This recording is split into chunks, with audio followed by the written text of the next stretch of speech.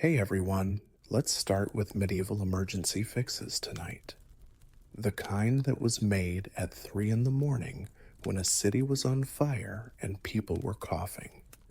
So, before you get too comfortable, please take a moment to like the video and subscribe, but only if you really like what I do here. Please leave a comment and tell me where you're watching from and what time it is there. It's always interesting to see who is joining us from all over the world. Now, let's turn down the lights and get ready for tonight's trip. Together, doctors, scientists, or anyone else in a white coat did not come up with quarantine. It was made up by officials in the Middle Ages who saw a city full of dead bodies and said, okay, something is clearly going on here. They didn't have microscopes or medical books, just a scary pattern and a strong desire to stop digging graves. It was first noticed in port cities in the Middle Ages. A boat came, people were excited, trade started up again, and then, just a few days later, people started coughing in a way that made it seem like this would not end well. The bells rang and the streets were quiet. Someone had to say, this didn't happen before the ship came. And just like that, people accidentally fell into epidemiology. The answer was simple, harsh, and very old-fashioned. Put everything off. The ships were told to stay out at sea and think about what they had done. People who traveled were kept outside the city walls like guests who came too early and didn't know how to act. As if disease respected people's space, goods were left alone, needed some time to calm down. The well-known 40-day wait wasn't holy. It wasn't based on science. It was long enough for someone to start looking sickly. Congratulations if no one died after 40 days. You were probably safe. If someone did, the problem usually went away on its own before any paperwork was needed. Being quarantined was awful. You weren't sick, but people didn't believe you either. Food was brought to you at arm's length. The guards looked at you like you were a walking mistake. People talked to each other from across open spaces, yelling so loudly that fear echoed back. Picture being alone, bored, and knowing that everyone secretly wanted you to either get better quickly or go away quietly. Quarantine made it seem like there was control inside the city.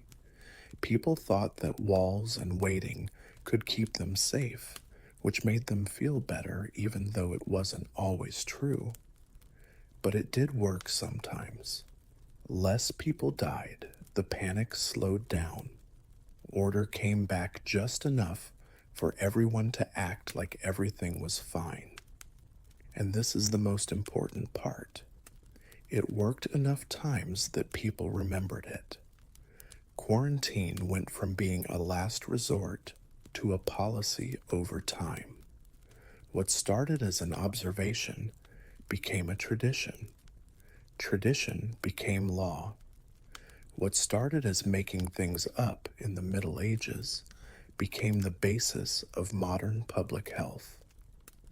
Today, quarantine sounds like something that is well planned, responsible, and clinical. At that time, it was more like, stand over there and don't touch anything. We'll have to wait and see. Not nice, not pretty, but good enough to stay alive. 800 years. Medieval rulers didn't come up with bureaucracy because they liked forms, folders, or the quiet joy of alphabetical order.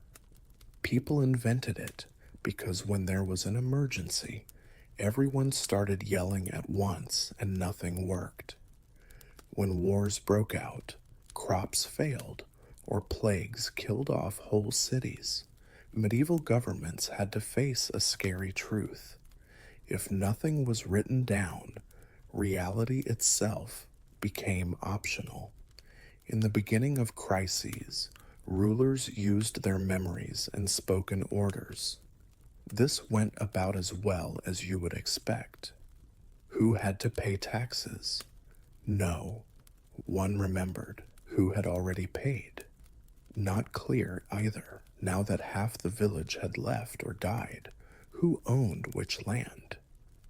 That's a great question. Arguments grew faster than rabbits with goals, so officials grabbed the most powerful tool they had, ink. There were lists, people made ledgers, names were written down, the properties were described in great detail. All of a sudden, paperwork was needed to stay alive. This wasn't management to make things run more smoothly. It was about fixing the damage. When society began, writing things down was the only way to keep it from completely falling apart. Not because rulers cared a lot about demographics, but because they needed to know who was still alive. Census records came about. Tax rolls weren't fair. They were about making sure that someone, anyone, was still giving money to the kingdom. There were more court records because relying on witnesses during times of mass panic was not reliable. People who are scared will lie, which is shocking. The clerk of the Middle Ages became a quiet emergency. Worker.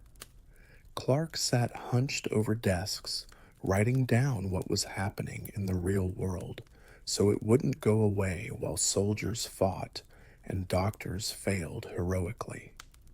They kept things in order with ink-stained fingers and a deep anger toward anyone who said, "Can't you just remember?"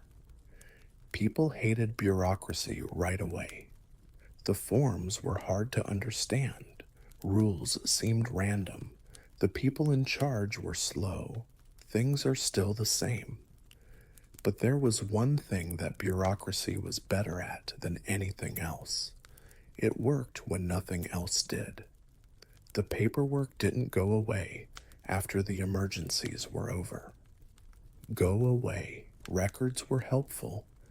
Written agreements made fights less likely. Lists stopped things from happening twice.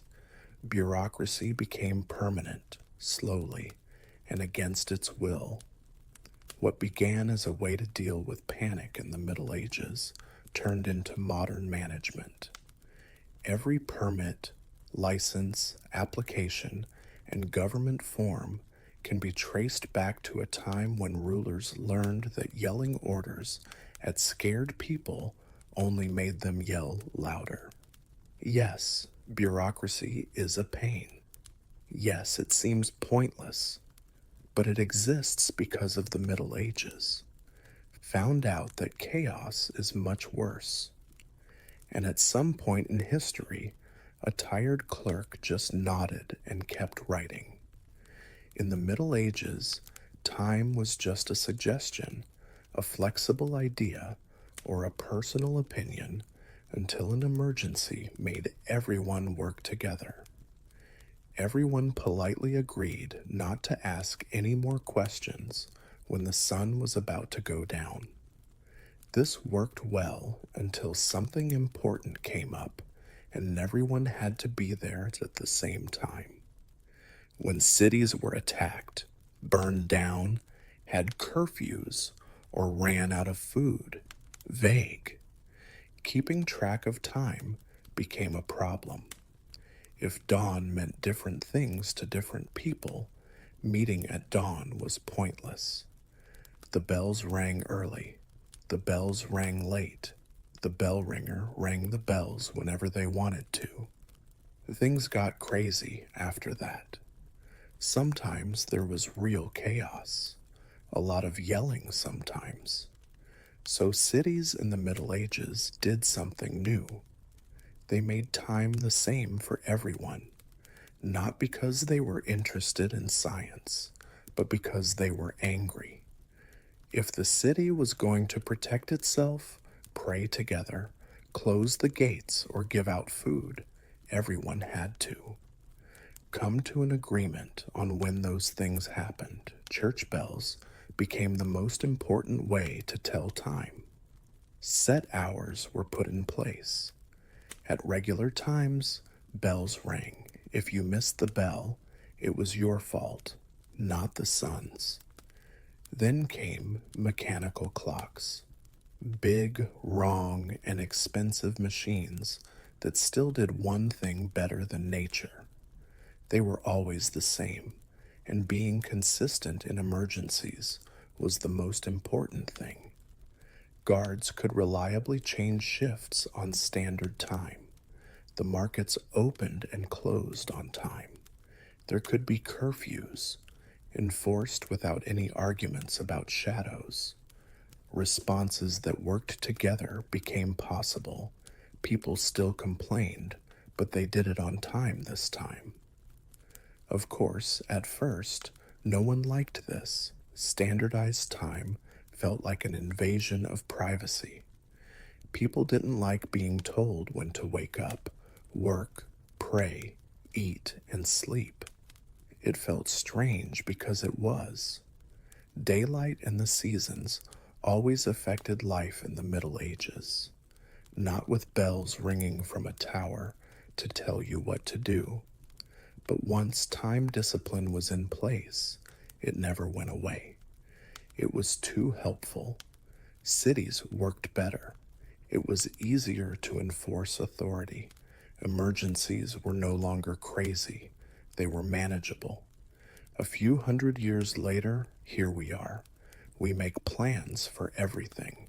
We keep track of how productive we are by the minute. We freak out when our phone battery dies because time becomes unclear again. And we don't like things that are unclear. Back in the Middle Ages, people used to say, we need everyone to show up now, not roughly later. Standard time didn't make life better. It made life easier to handle, and in emergencies, control always wins. Medieval cities didn't start cleaning the streets because they cared about how they looked, how comfortable they were, or how happy pedestrians were. They made it because the street smelled like a warning sign. When sickness came, dirt came first. Death followed closely behind filth, like an unwanted friend who wouldn't leave. For most of the Middle Ages, streets were used for many things. People walked there, worked there, traded there, and threw away trash there with great enthusiasm. Trash from the house. The street was full of animal droppings, butcher scraps, and anything else that needed to go away. It was thought that the rain would eventually take care of it. The rain didn't help. Then there were outbreaks, and officials noticed something strange right away. The neighborhoods that were full of trash were also the ones that were filling up graveyards. People in the Middle Ages didn't know much about bacteria, but they were very good at spotting patterns when the effects were bad enough. So, cities did what they thought was necessary for emergency hygiene. There were orders. People were told to clear refuse. They dug gutters. People pushed trash away from where they lived and toward rivers, pits, or the edge of town. To be fair, this just moved the problem somewhere else. But at least it wasn't here anymore. This wasn't polite cleaning. This was aggressive cleanliness that came from fear. People who dumped trash the wrong way had to pay fines. It was less organized than it sounds when whole streets were told to clean themselves at once, and there was a lot of yelling. People, complained loudly about how inconvenient it was, which is good because nothing about human nature has changed. Street cleaning was good enough to make a difference. Places that got rid of trash had fewer outbreaks. The smell got weaker. The bugs went away. People didn't die as quickly anymore. And once something lowers the number of deaths, even a little, it tends to stay around. Emergency cleanups became normal over time. Cities hired people just to pick up trash. The rules stayed in place. Next came infrastructure. Gutters turned into sewers. It started with medieval officials yelling, "Get rid of that before we all die," and slowly turned into modern sanitation systems. We think of clean streets as safe and orderly these days. People didn't take pride in being clean back then. It was about living. A street that smelled bad wasn't just bad. It meant that something bad was going to happen. So, cleaning the streets in the Middle Ages wasn't about making cities look nice. It was about making them less dangerous. And every time when you walk down a clean sidewalk, you are benefiting from the lessons that people in the Middle Ages learned the hard way. Rot and civilization should not be in the same place. People in medieval cities learned about fire the same way people learn not to touch a hot stove, by touching it over and over again, and then acting surprised when everything caught fire again. Wood, thatch, narrow streets, open flames, and a steady wind worked together perfectly to destroy the city completely. One spark could wipe out as a whole Hood. One careless hearth, one candle that fell over, and one bakery that tried to do too much. And all of a sudden, the city was on fire in a way that hit home. Flames moved from roof to roof like they had a plan. People didn't leave in a calm way. They ran, yelled, and tried to save things that, looking back, were very easy to replace. After rebuilding the same cities 3 or 4 times, medieval leaders came to a revolutionary conclusion. This might keep happening for a reason. Rules for emergencies were followed.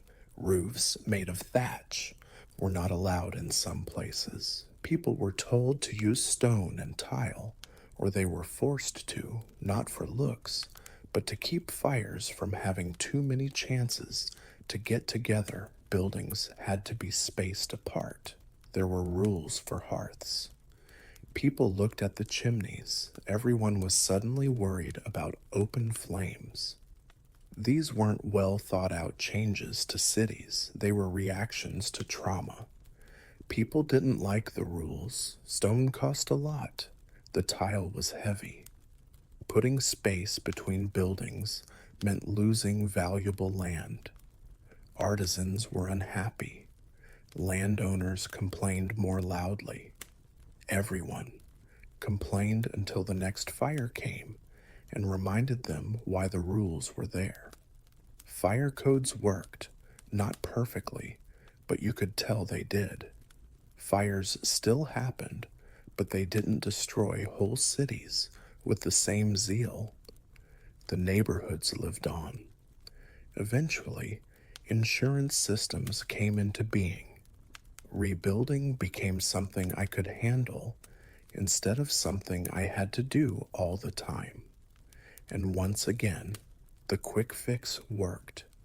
Modern fire codes, sprinkler systems, building materials, spacing rules, inspections, and more all come from rules made by medieval officials. Trying to stop cities from having the same disaster over and over again. The language changed, the rules got better, but the anger stayed the same. We now think that fire safety is common sense. People in the Middle Ages thought it was annoying until everything burned down again. Fire codes didn't keep medieval cities safe, they made it possible for them to live. And every time you get mad about a building inspection, remember that it exists because someone saw their whole city burn down hundreds of years ago and said, never again, or at least not this. Very badly. You didn't go to medieval hospitals to get better. You went there to keep everyone else from getting worse. It was up to you to heal. The goal was to keep it contained. When plagues and epidemics spread through cities in the Middle Ages, officials had a problem they were used to. There were sick people everywhere, and healthy people were getting sick just by being too close. No one knew what germs were, but everyone knew what being close to someone meant. It was bad to be close to sick people. It felt safer to be far away. So cities in the Middle Ages came up with a solution that was more like a strategic move than a medical breakthrough. People built hospitals to keep sick, hurt, contagious, and sometimes just annoying people who were coughing. A lot of the time, these buildings were outside the city walls, downwind, or in corners where no one important had to see them. This wasn't being mean just to be mean. It was like triage for the whole society. In these early hospitals, care was at best basic. People prayed over and fed the patients, and sometimes given treatments that were anywhere from mildly helpful to very scary. But the hospital's main job wasn't to treat sick people, it was stopping it from spreading. The rest of the city could keep going if sick people were all in one place. The markets were still open, the guards stayed healthy, power stayed the same, people were scared of hospitals. It felt like being sent there was like being exiled with more coughing. Families stayed away from them until they couldn't. Once inside, patients were mostly on there. By themselves, with the help of religious groups, volunteers, or people with few choices and strong stomachs. But it did work. Not perfectly, not nicely, but enough to make a difference. There were fewer uncontrolled outbreaks in cities with designated care spaces. The panic went away. Death got more organized instead of chaotic, which sounds bad, but it was a step forward. Something unexpected happened over time. Knowledge grew, better care. People could tell which practices worked and which made things worse. Hospitals gradually transitioned from isolation centers into places where people get treatment. Emergency containment turned into medicine. Hospitals today are clean, scientific, and made to help people get better. But their ancestor was a decision made in the Middle Ages that said, put the sick over there, away from us, preferably behind a wall. It wasn't very kind or polite by today's standards, but it worked well enough to change history. Hospitals exist today because people in the Middle Ages learned that the first step to getting better was to keep illness out of their daily lives. In the Middle Ages, confusion was often more dangerous than the crisis itself. All of them had one big flaw that led to their deaths: fires, riots, invasions, and outbreaks. Nobody knew who to trust. When everyone is yelling orders at the same time, authority turns into noise. Medieval cities learned this the hard way. most of the time while something important was on fire. In the beginning, authority was based on reputation. That man is in charge worked well until you couldn't tell who he was in a crowd of scared people running in every direction. When things were chaotic, titles didn't mean anything if they weren't visible. So, medieval societies did something very smart.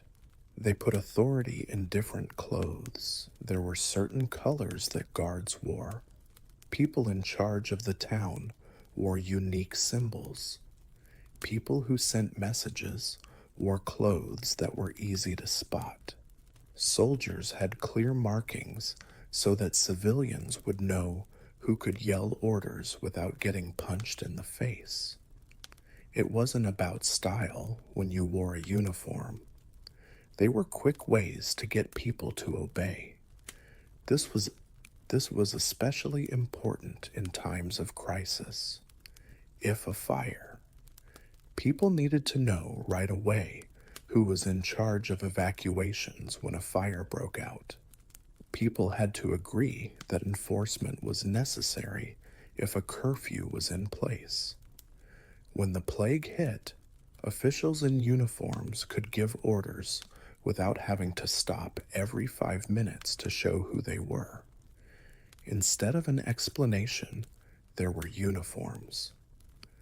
And it worked. People were more likely to follow visible authority because they didn't trust it, but because they didn't know what else to do. A uniform meant that a person could do something. That was all it took in a panic. People didn't like uniforms right away, of course. They always have. Uniforms are a sign of control, and people don't like being controlled, at least not until things go wrong. Then, all of a sudden, everyone wants someone who looks official to give them very clear instructions. Over time, uniforms became a part of life. They were kept by city guards. They were taken in by guild officials, standardized military clothing. Authority changed from being personal to being institutional. You didn't do what that person said. You followed that role.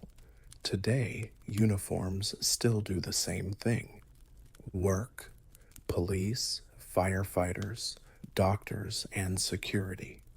Their clothes show that they are in charge, responsible, and expected to act in a certain way. We respond without thinking. We move out of the way. We pay attention. We follow the rules. People in the Middle Ages learned that when there was an emergency, asking, "Who are you?" takes up time. Wearing uniforms didn't make people smarter. They made it clear, and in times of chaos, being able to see things clearly can make the difference between order and collapse. Medieval rulers didn't come up with rationing because they liked to tell no people. They came up with it because in the Middle Ages, emergencies could turn full granaries into empty promises in a single night. The wars went on and on. Winters stayed too long, the harvests were a complete failure, and all of a sudden, everyone wanted the same loaf of bread at the same time. This did not go well. Cities tried to be hopeful at first. They pushed for moderation. They asked people to be fair. It is very clear from medieval history how that went. When fear came, so did hoarding. The rich hoarded, the panicked in a hurry. Prices went through the roof. People fought in Marbas over grain that was no longer there. There was always someone trying to sell a sack of flour that was mostly a pipe dream. So the authorities came up with the least popular solution possible. Control limits were what rationing meant. Prices that don't change, set amounts, and certain days for delivery. It wasn't kind or fair by today's standards, but it kept things from falling apart completely. If everyone got a little, fewer people would die right away. If tracking supplies helped calm people down, if there were rules, order followed them with a lot of grumbling. Grain was the resource that was most tightly controlled. Riots happened faster than almost anything else when there wasn't enough bread. Medieval leaders quickly learned that people who are hungry don't respect authority. So they kept an eye on flour supplies, regulated bakeries, and punished people who hoarded things very harshly. Not because they cared deeply about justice, but because bread riots were dangerous and annoying. There was also a limit on how much fuel could be used. Wood, peat, charcoal. During shortages, anything that kept people warm or cooked was watched over. You could burn, but not too much. You could buy, but not forever. People had to hold back in order to survive, whether they wanted to or not. People hated rationing right away. They made a lot of noise. They said that officials were biased. They said the rules were unfair and poorly managed, which was often true, but rationing did have one clear benefit. It put off disaster. After the emergencies were over, rationing systems stayed in place a lot of the time.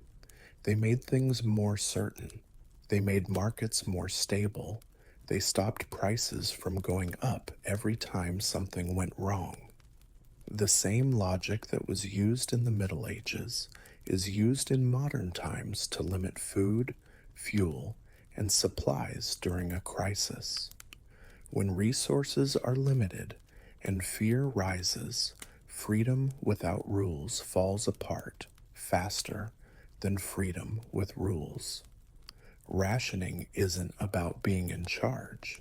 It's about math for staying alive. And medieval societies learned the hard way that emergencies don't just kill people, they also hurt people. They kill order itself, not just supplies. A long time ago, cities in the Middle Ages learned a simple truth. At night, nothing good happens. It was easier to start fires. Crimes got bolder. Fights got worse faster. And when things went wrong, nighttime turned small problems into big ones very quickly. Before curfews, cities in the Middle Ages tried to trust each other. They thought that people would act responsibly at night.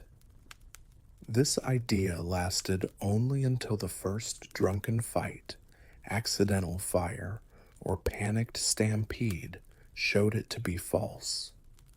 Otherwise, it was harder to see in the dark, which made people more afraid and gave them more confidence in their bad choices.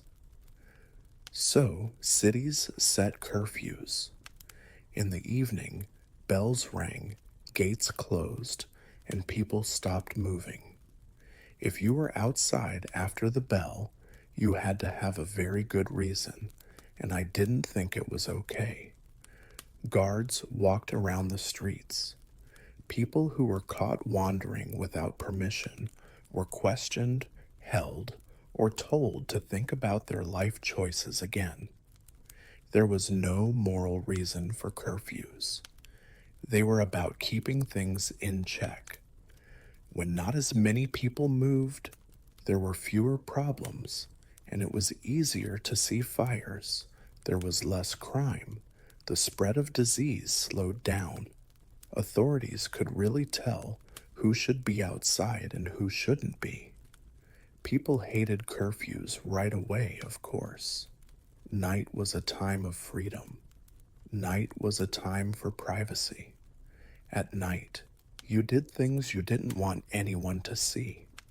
Being told to stay inside felt oppressive, childish, and very unfair, especially to people who were definitely going to do something stupid. But curfews did work. Cities with nighttime restrictions that were enforced led to fewer fires, riots, and other disasters that couldn't be explained. The streets got quieter, the response to emergencies got better. Order has been restored, at least for now. And once more, the emergency measure worked. Curfews became common ways to deal with crises over time. Plagues, wars, and unrest. Shutdown movement, and then chaos happens more slowly. Modern curfews work the same way, but with better lighting and louder announcements. We still get this instinctively. Rule. Authorities limit movement when something goes wrong, not because people are bad, but because panic spreads more quickly in the dark. Fewer variables mean less movement. Control comes from having fewer variables. Curfews don't stop emergencies, they just make them happen more slowly. And medieval societies learned that even a short pause in chaos could make the difference between recovering and falling apart. So, when you hear a curfew today, remember that it's a medieval bell ringing politely hundreds of years later, reminding people that making decisions at night is bad. For a long time, people in the Middle Ages had a very brave and hopeful idea about how things worked. That was probably good enough if someone said they knew how to do something. This was good for telling stories and giving farming advice. It didn't work as well for medicine, building, baking, or anything else that needed sharp tools or structural integrity. This hope quickly fell apart in times of crisis. Untrained doctors killed patients with joy and surety. Unqualified builders built houses that politely waited for winter before falling down. Bad bakers made bread that made a lot of people sick, started riots, or both. And the damage got worse during times of trouble, like plagues, fires, and famines. When survival depended on competence, it became hard to act like everyone was competent. So, cities in the Middle Ages stepped in. Guilds were not like friendly professional clubs. They were ways to keep things from getting worse. You had to show that you knew what you were doing if you wanted to learn a trade. Doing. You learned from a master. You did what you were told. You showed that you were good at what you did. If you failed, you were told to stop politely before you hurt anyone else. This wasn't about being the best. The goal was to save lives. Medical licensing started as a way to stop people from using their neighbors as test subjects during plagues. After too many emergency shelters fell down, building codes were created. Food rules came after a lot of people got sick from food, and there weren't enough bread, which led to violence. There was no licensing, protectionism. It was about staying alive. People didn't like it right away. Workers who didn't have a license said the rules were unfair. Masters were very strict about who could enter. People were quick to accuse each other of favoritism. Yes, some licensing systems were corrupt, too strict, and annoying because they were run by people. But licensing worked well enough for them to stay. Cities where trades were regulated had fewer disasters during emergencies. Buildings lasted longer, the food got safer, the treatments were less deadly.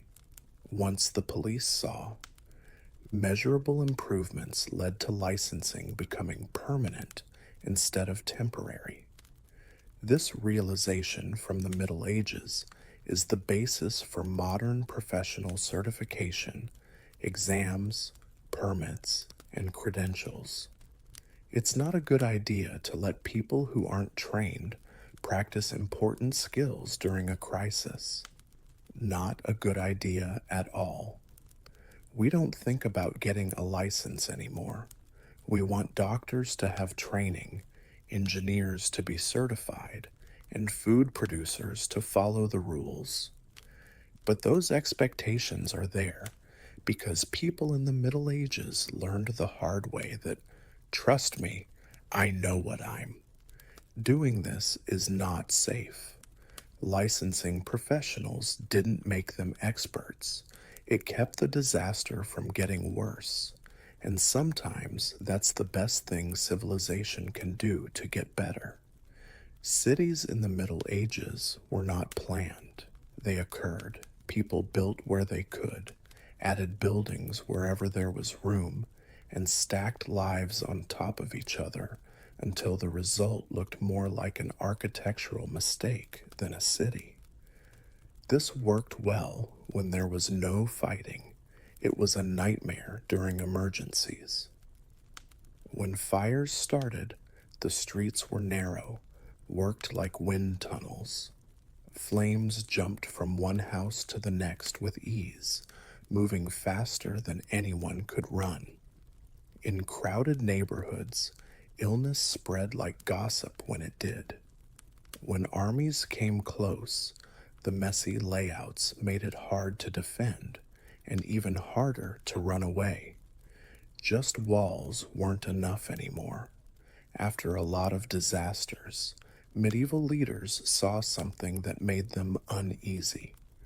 The city itself was part of the problem, so quick fixes were made.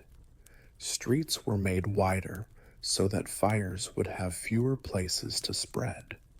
There were open areas made to serve as gathering places and fire breaks. Certain trades were kept out of residential areas, not because of how they looked, but because tanners, butchers, and dye makers tended to make emergencies worse.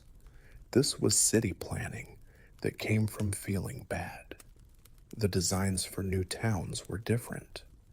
Grids took the place of winding alleys. There was a central market.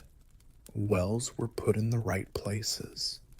Movement was controlled not for beauty, but to make things easier to handle. A city that was easy to get around could be defended, cleaned, and controlled during a crisis. Of course, people fought back. Wider streets meant less room for buildings. Moving costs money. Rules felt like they were getting in the way. People in the Middle Ages said that planners were ruining the character of their neighborhoods. This is reassuring because people have been complaining about city planning for hundreds of years. But the results were clear. Fires spread more slowly. The spread of disease went down. Responses to emergencies got better. Cities got better faster. When officials saw that layout, affected survival, and planning became necessary. Modern city planning still uses lessons from the Middle Ages. Fire breaks, zoning laws, public squares, and traffic flow all come from the idea that cities that are too crowded fall apart faster when they are under stress. We now talk about these ideas in terms of livability and efficiency, but they come from a much darker place. Cities weren't nice because of urban planning. It made them possible to live. And every time you complain about a one-way street or a zoning rule, keep in mind that it exists because people in medieval cities used to burn things, get sick, and panic until they understood that space matters, especially when things go wrong. For a long time, medieval law was very flexible and could be anything the loudest person remembered. People passed down rules by word of mouth, enforced them in different ways, and fought over them all the time. This worked well until there was an emergency and then everyone started yelling at the same time. At that point, memory failed, tempers rose, and justice became whoever had the loudest voice or the biggest weapon. Weapon. During times of crisis, such as plagues, riots, famines, invasions, and wars, verbal law fell apart very quickly. People fought over duties, rights, exemptions, and punishments. Officials said different things.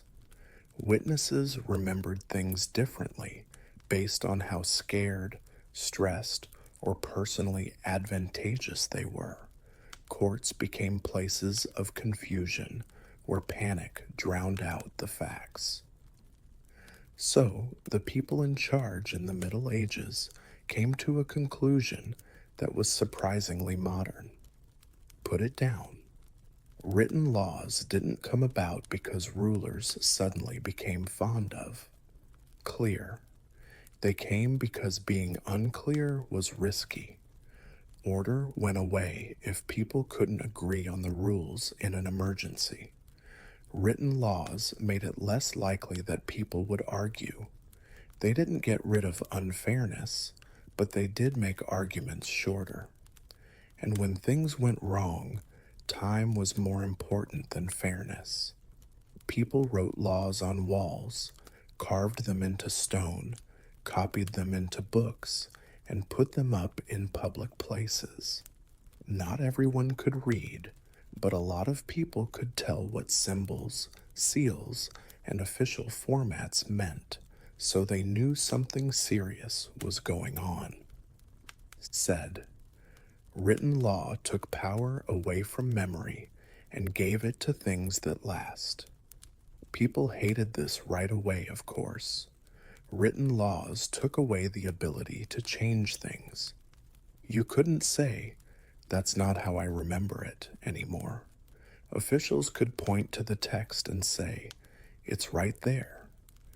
The law got colder, stricter, and harder to work with, which was the point. Written laws kept cities running during emergencies. Curfews were always followed. Punishments were the same for everyone. It was made clear what each person's job was. People knew what they were breaking, even if they didn't agree with the rules. Written laws didn't go away after the crisis was over. They were helpful. They cut down on arguments. They let systems grow beyond just personal connections. Over time, the law changed from being a custom to being an institution. This medieval realization is still important to modern legal systems. Stress makes memory less reliable. Writing lasts through panic. All of these things are courts, contracts, laws, and constitutions. Come from cities in the Middle Ages. Finding out that yelling rules at scared people doesn't make things better. Written law didn't make justice fair in the Middle Ages. It made it easy to guess. And in emergencies, being able to predict what will happen is often more important than being perfect. People in the Middle Ages didn't need philosophy to understand how scarce things were. They needed the winters. A few harsh seasons were enough to show even the most hopeful town council that hope was not a food group. Cities learned a lot when crops failed, roads froze, and trade stopped. Quickly learned that putting things off until later was a strategy that cost a lot of lives. People in early medieval times lived very close to the edge. Every year, grain came in. Fuel came and went with the seasons. There was no backup plan in case something went wrong, like war, bad weather, or disease. People just ran out of food and then ran out of time. People thought, what if we didn't eat everything right away? Too often for it to be comfortable. So emergency stockpiles were made. People built granaries to keep grain that they didn't need right away. Armories kept weapons and armor safe, so they didn't have to be made during times of panic. Fuel was set aside for the winter and for a siege. These stockpiles didn't mean that things were going well. They were scars from things that had happened before. Every full granary was a reminder of a famine that someone had lived through. There was a lot of debate about stockpiling. People didn't like it. It didn't seem fair to lock up grain when people were hungry. Now, people said that rulers were hoarding. There was corruption, usual. And yes, sometimes stockpiles were stolen or not used properly. People have always been great at ruining good plans. But when things went wrong, stockpiles were important. Cities with reserves lasted longer. Sieges did not work. Winters were no longer deadly, but they were still hard to get through. The panic slowed down. Planning took the place of desperation, at least for a while. The fact that resources were stored also changed how people acted. People were less likely to hoard when they knew there were supplies. Less hoarding meant less violence. Order was followed, not because people got kinder, but because fear lost its grip. Kinder, but because fear let go. Emergency stockpiles grew into permanent institutions over time. Cities made plans for them in their budgets. The law protected them. Access was controlled. What started as a way to stay alive turned into infrastructure. Modern emergency reserves, food, fuel, medical supplies, and strategic resources all work the same way as they did in the Middle Ages. We still get ready for disasters the same way. Put things away now so we don't freak out later. It's not good to have emergency supplies. They're realistic. They are there because people in medieval times learned the hard way that winter always comes. Emergencies happen over and over again, and it's better to plan ahead than to improvise while you're starving. And in every time a government warehouse quietly waits in the background, it's a lesson from the Middle Ages about how to deal with hunger and cold. Get ready now or pay later. Before public warning systems, emergencies in the Middle Ages had a cute way of showing up out of nowhere. Fires spread before anyone could see them. Enemies came close while people were sleeping. Plagues snuck in quietly. It was already personal by the time the danger became clear. Cities paid a lot for not getting early warnings, and eventually, medieval communities learned that surprise was their worst enemy. So they made noise. The main way to send out emergency messages became church bells. When there was a fire, an invasion, a riot, a curfew, or anything else that needed immediate attention, bells rang. Different rhythms meant different dangers. Most people just heard the bell and thought something bad was going to happen. Happening, which was usually right, to be fair. There was one big benefit to bells. It didn't matter who you were to them. No matter how rich or poor you are, awake or asleep, inside or outside, you could hear the bell ring. No need for messengers, no need for explanations. Sound moved faster than power. Then came flags and signals. Towers flew flags to warn people. People lit fires on hills to let people know there was danger far away. Horns blasted in a way that was planned. Medieval cities built whole communication systems that were meant to scream that something was wrong, as loud as you can. People learned to act without thinking. Bell means action. Stop what you're doing. Take a look around. Follow the rules. Don't panic right now. Of course, there were false alarms. Someone rang the bell too early or too late, or a goat knocked something over and no one wanted to say so. People yelled and complained, but even false alarms made people more aware. It's better to panic for a short time than to die quietly. Public warning systems became permanent over time. They were put through tests, kept up, and made into rituals. The bells rang to start practice. Signals were made the same. Infrastructure became emergency communication. Modern sirens, alerts, emergency broadcasts, and phone notifications are all based on bell towers from the Middle Ages. The tech changed. The psychology stayed the same.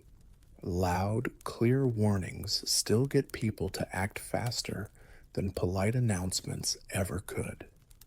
We like to think we're smarter now. No, we aren't. We still respond best to clear, unavoidable signals that tell us to stop whatever we're doing and paying attention. Public warning systems weren't made to tell people, they were made to stop. And people in the Middle Ages learned that in an emergency, stopping what you're doing saves more lives than explaining why. When an alarm goes off, remember that you're doing exactly what you should be doing. Like someone hundreds of years ago who froze in the street, looked up at a ringing bell, and knew that something had gone very wrong. Medieval kings and queens didn't wake up one day with a strong desire for taxes. They woke up to wars, invasions, defenses that were falling apart, empty treasuries, and the sudden realization that soldiers, walls, banners, and food all cost money right away. And sadly, enthusiasm doesn't pay mercenaries. When things were calm, taxes were easy to guess. Yes, it's annoying, but it's also familiar. But in emergencies, predictable income fell apart. Trade came to a halt, the harvests failed, people ran away, and just when rulers needed money the most, their usual sources of income suddenly dried up. So, governments in the Middle Ages came up with a solution that still makes people groan today: taxing in an emergency. These were not subtle.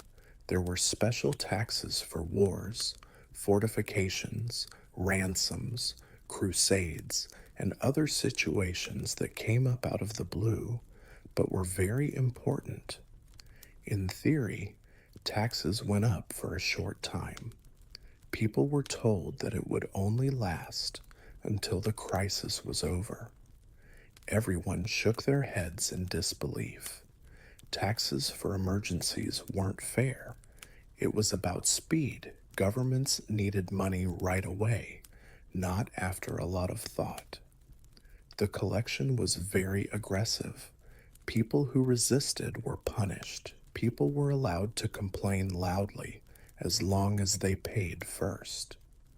And here's the part that makes me feel bad. It worked. They paid for the armies. The walls were fixed. Things were bought.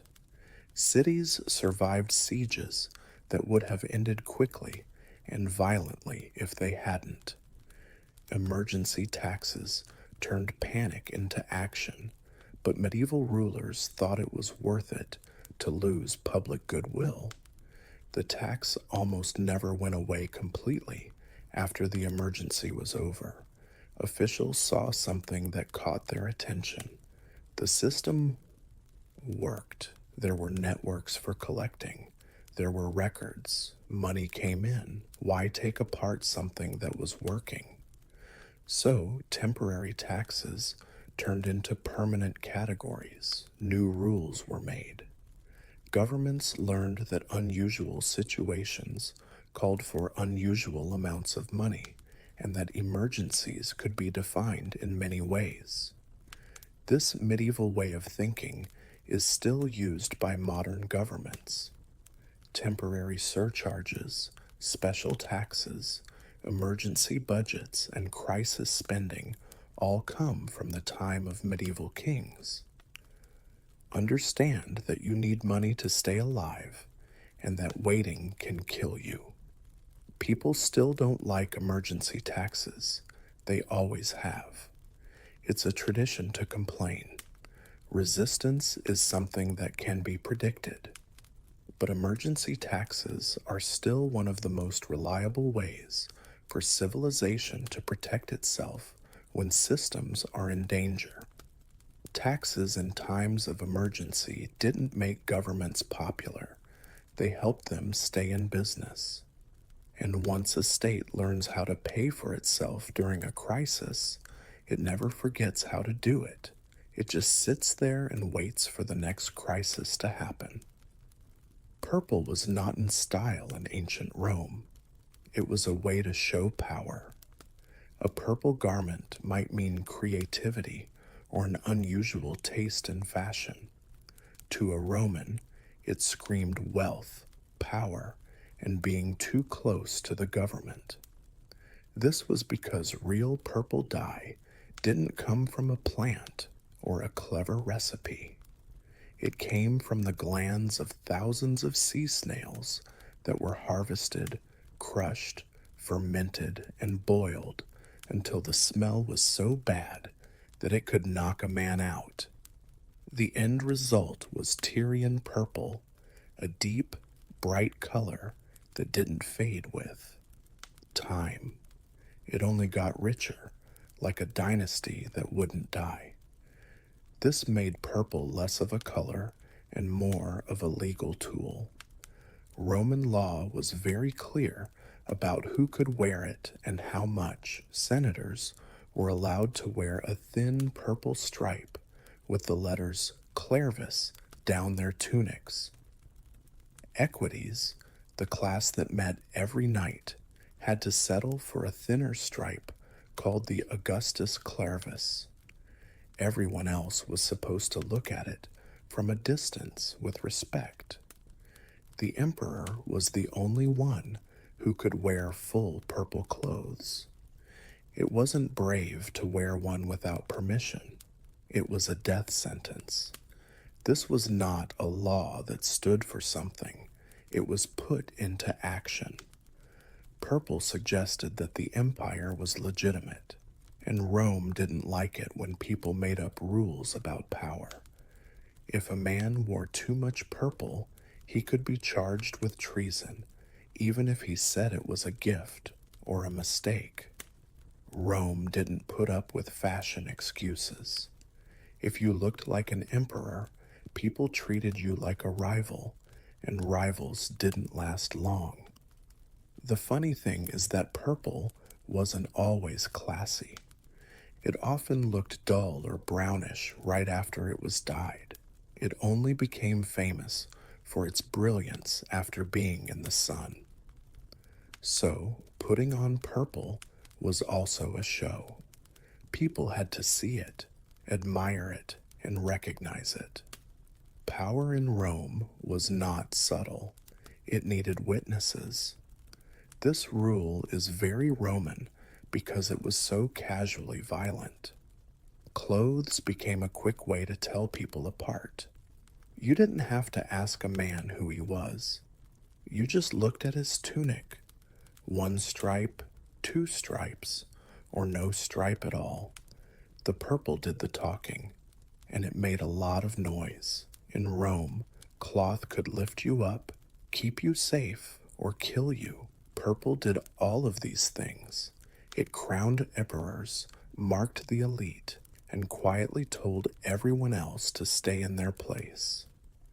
Silk came to Rome quietly and made everyone feel uneasy right away. It came from the east along long, dangerous trade routes that the Romans didn't fully understand and cultures they didn't like very much. When silk got to Roman markets, it was very expensive and light as a feather, and very shocking, and that last part was the problem. Roman moralists thought silk was more than just cloth. It was corruption that you could wear. Roman clothes were heavy, structured, and not too revealing. Wool and linen hid the shape, made discipline stronger, and made people look serious. Silk didn't do any of that. It clung to the body, shimmered, and moved in ways that Romans thought were sinful, feminine, and morally wrong. People said that when a man wore silk, you could see everything. When a woman wore, they yelled even louder when they saw it. The Senate took this to heart. Several sumptuary laws tried to limit or even ban silk clothing, especially for men. People said that a Roman man in silk had lost his morals. The masculine ideal of being serious, self-controlled, and restrained. Wearing silk made people think of softness, foreign influence, and a disturbing lack of shame. Seneca famously made fun of silk clothes, saying they don't cover up the body or even one's decency. This was Roman disapproval at its highest level. Kind. But silk kept spreading. The rich loved it because it broke the rules. Silk whispered riches. It gave the impression of having a global reach, an exotic taste, and the ability to break with tradition without any problems. Roman women quickly took to it, wearing it as underwear, scarves, and veils, or layering it with linen. It was officially frowned upon, but it was everywhere. Gold thread embroidery made people just as anxious. Gold was allowed, but only in small amounts. Too much glitter made it seem like you were full of yourself. During moral crackdowns, too much decoration could lead to accusations of luxury crimes. Some emperors would put you in jail for wearing too much gold, not for stealing it, but for being rude. The hypocrisy is what makes this chapter so Roman. The same senators who made laws against silk often owned it. The same moralists who said gold embroidery was wrong accepted gifts that were wrapped in it. Rome never really turned down luxury. It just wanted luxury to know where it stood. Like purple silk, it became a test, not of taste, but of nerve. You said you could afford the fabric, the criticism, and the consequences if you wore it. That was the real fashion statement in Rome. The toga was not easy to wear. It didn't make sense. In the winter, it wasn't warm, and in the summer, it wasn't nice. It was a huge, awkward piece of wool that needed to be folded carefully, adjusted all the time, and had to have at least one free hand at all times. But for Roman men, it was required. The toga wasn't clothes. It was citizenship that could be worn, just Roman. People were allowed to wear the toga. Foreigners, slaves, freed men, and women were not allowed at all. This meant that the toga put society in order without anyone saying a word. You could tell a man was a citizen if you saw him in a toga. You knew something was wrong if he wasn't wearing one in the right place. In Rome, you had to wear a toga in public. It was needed for courts, political meetings, religious ceremonies, and official business. It wasn't casual to show up without one. It was rude. There were also different meanings for different toes. The toga virilis, a plain white toga, showed that a man was an adult. Boys wore the toga pretext with a purple border until they turned at 18. Magistrates also wore this toga with purple edges, which served as a visual reminder of their authority.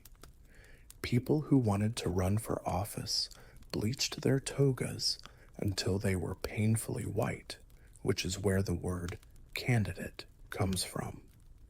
In Roman politics, people literally fought to be whiter. Not wearing the toga could have consequences if done wrong. If you dress too casually in public, it could make people think you're immoral or disrespectful of politics. If you wore a toga wrong, like letting it slip or fold wrong, you looked unprofessional or not serious. Roman elites wore the toga like it was a skill because it was. You had to move, gesture, and even sit in a way that showed respect for the clothing. Rome thought you should suffer because of your status. A lot of Romans didn't like the toga, which is funny.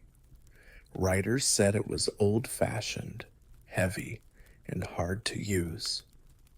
By the end of the empire, people were wearing tunics and cloaks more often, but tradition kept the toga alive long after it was useful. Rome wanted to be Rome, and the toga was proof of that. It wasn't beauty that made the toga strong, it was a duty. You wore it because the state told you to, because your ancestors wore it, and because not wearing it would have meant breaking the rules of society. In Rome, clothes didn't follow life. Life came after clothes. People in ancient Rome didn't just think about shoes. It was a statement.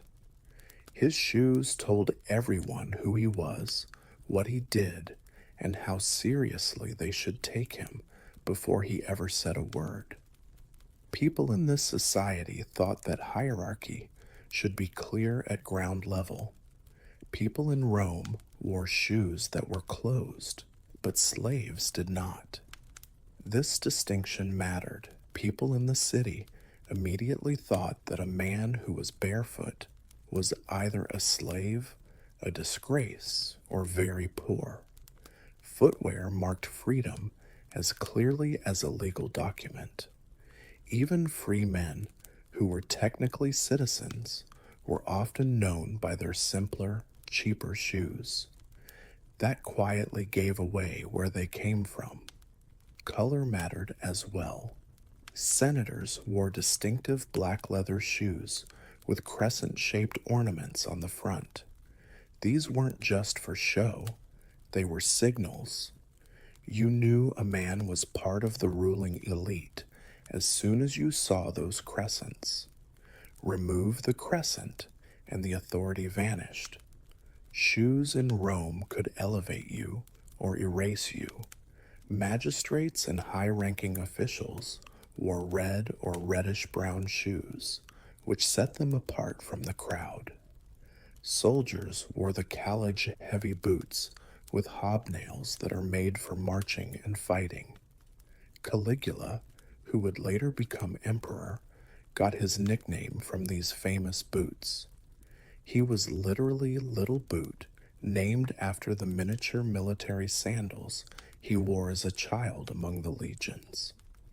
In Rome, even shoes for kids could be used to make a political statement. Indoor rules were strict too. Romans did not casually track street filth into private spaces. People often took off their shoes when they went inside, especially in richer homes. Slaves handled footwear, cleaning, and putting it away. A guest who refused to remove his shoes risked appearing rude or univilized. Like everything else, manners were enforced with fabric and leather. Shoes could also be used as a form of punishment. Criminals and disgraced individuals might be forbidden from wearing proper footwear, forcing them into public humiliation. Being seen barefoot was not just uncomfortable, it was socially devastating. It said that people were weak and that Roman rules no longer protected them. What makes Roman shoe rules? It's interesting how exact they were. You could tell a man's rank without seeing his face. The truth was there when you looked down. The quality, color, decoration, and condition of the leather all spoke clearly. In Rome, shoes didn't just keep your feet safe, they also kept your job safe. And if you went outside of your assigned role, the wrong pair of sandals could give you away faster than any witness. People in ancient Rome thought that what a woman wore said something about her character. Clothes weren't just for show, it was. Watching, Roman society thought that you should be able to tell a woman's virtue, marital status, and sexual behavior just by looking at her, and fashion was the way to make that happen. The stola was the most important piece of clothing. Only respectable married women were allowed to wear this long, draped dress. A woman who wore a stola was legally married, sexually respectable, and protected by Roman law. It was a sign of honor, but also a way to keep them in check. A woman in a stola was supposed to act modestly. Be careful what you say and stay within the limits of what is acceptable for women. The clothing didn't just show status, it required compliance. Women who weren't married, were slaves, or were free didn't wear the stola. The law clearly said that prostitutes couldn't wear it. Instead, they were often linked to the toga, which was a type of clothing that only men could wear. This didn't happen by chance. Putting prostitutes in togas symbolically took away their feminine respectability and pushed them in a legal gray area. Roman law made sure that the clothes themselves were the ones that hurt. Adulteresses were treated even worse. A woman who was found guilty of cheating could be legally barred from wearing the stola for life. This punishment was very bad. It meant being seen by the public, feeling ashamed for a long time, and losing social status for good. Her clothes told the world she was ashamed every time she went outside. Rome thought that punishment should be clear, lasting, and hard to forget. The colors and materials were important as well. Honorable. Even if they were rich, women were expected to dress modestly. Wearing too much jewelry, heavy makeup, or clothes that show too much skin could make people think you are morally loose. People might not like a woman for breaking the law, but they might not like her for dressing like someone who might. In Rome, reputation was a way to stop crime. Elite women, on the other hand, were always pushing these limits. Hairstyles got more complicated, the fabrics got thinner, the jewelry became heavier, the rules were strict, but how they were enforced depended on the class. A senator's wife could break the rules of fashion, much more easily than a poor woman ever could. If you could afford it, morality in Rome was flexible, just like everything else. Roman women had a lot of things they had to do. What they wore affected how people treated, judged, and remembered them. In Rome, clothes didn't show who you were. It made sure it happened. Hair was never just hair in ancient Rome. It was a sign of social status, a political statement, and sometimes even a legal problem. The way you wore your hair, or even if you had any, quietly told your age, gender, moral values, and how loyal you are to Roman values. Facial hair was especially important for men. In the early days of Rome, people liked clean shaven faces. Beards were linked to Greek philosophers, customs from other countries, or personal grief. People might think something is wrong with a Roman man who suddenly grew a beard for no reason. Was he sad? Was he going against Roman rules? Or worse, was he trying to look like a philosopher without actually thinking? Barber hops were places where people could control each other. A man's first shave was a big deal. His change from a child to an adult and a citizen. This moment was a ceremony. The cut hair could be for a god, which would support the idea that grooming was important in public life. Not taking care of your looks meant not doing your job. People thought that people with messy hair were messy. It was even more important to keep an eye on women's hair. Modest styles were linked to virtue and being a good wife.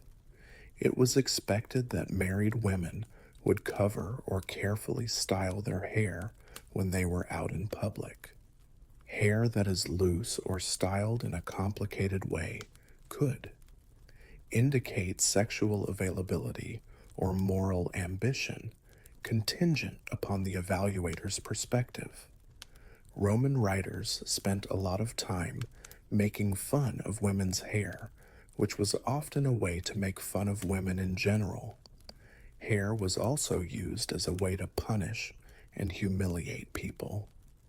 People who were criminals, cheaters, or slaves could have their hair cut or shaved against their will.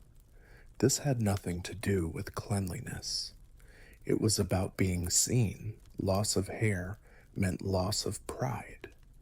People who had their heads shaved were easy to spot as disgraced or powerless. Fashion trends could even have an effect on politics. Beards came back into style under some emperors, especially when philosophy became popular at court. Emperor Hadrian was known for wearing a beard, which made a lot of rich people want to do the same. What had once seemed un-Roman was now okay, even admirable. When power changed in Rome, so did morality. The inconsistency of Roman hair rules is what makes them so interesting. Politics, class, and mood all changed how people groomed themselves, but the main idea stayed the same. Your body wasn't all yours. It was partly the state's, partly traditions, and partly the person who had the power to judge you's. Hair didn't grow freely in Rome. It grew while being watched. Jewelry was a privilege and a source of anger in ancient Rome. People liked gold, gems, and pearls, but they also didn't trust them very much. The Romans thought that wealth that could be seen should be controlled, measured, and kept within socially acceptable limits. Not enough jewelry made people think they were poor. Too much suggested arrogance, moral, weakness, or worse, influence from outside. Some two laws tried to control how much jewelry a person could wear. These laws were especially strict for women, whose looks were always watched in the name of morality. You could wear rings, necklaces, earrings, and bracelets, but only in amounts that showed class and not too much. Of course, it was never clear what too much meant. It depended on who was watching and how strong you were. Gold rings had special meanings. For a long time, only senators and horse riders could wear gold rings. Iron was all that was left for everyone else. The ring wasn't just for show, it was a legal form of ID. A gold ring quietly told everyone that the person who wore it was part of Rome's upper class. The symbolism stayed the same even when the privilege was expanded. The gold ring still whispered authority, even though more people could get to it. Pearls made people worry about their morals. Roman writers were obsessed with them, especially when women wore them. Pearls from the Gulf of Persia were extremely expensive, and wearing them made people think you were rich, which was almost rude. Pliny the Elder said that pearls were too heavy for the ears. This was not about comfort, it was about hierarchy. Pearls made it hard to tell the difference between being elite and showing off. Men were supposed to be calm.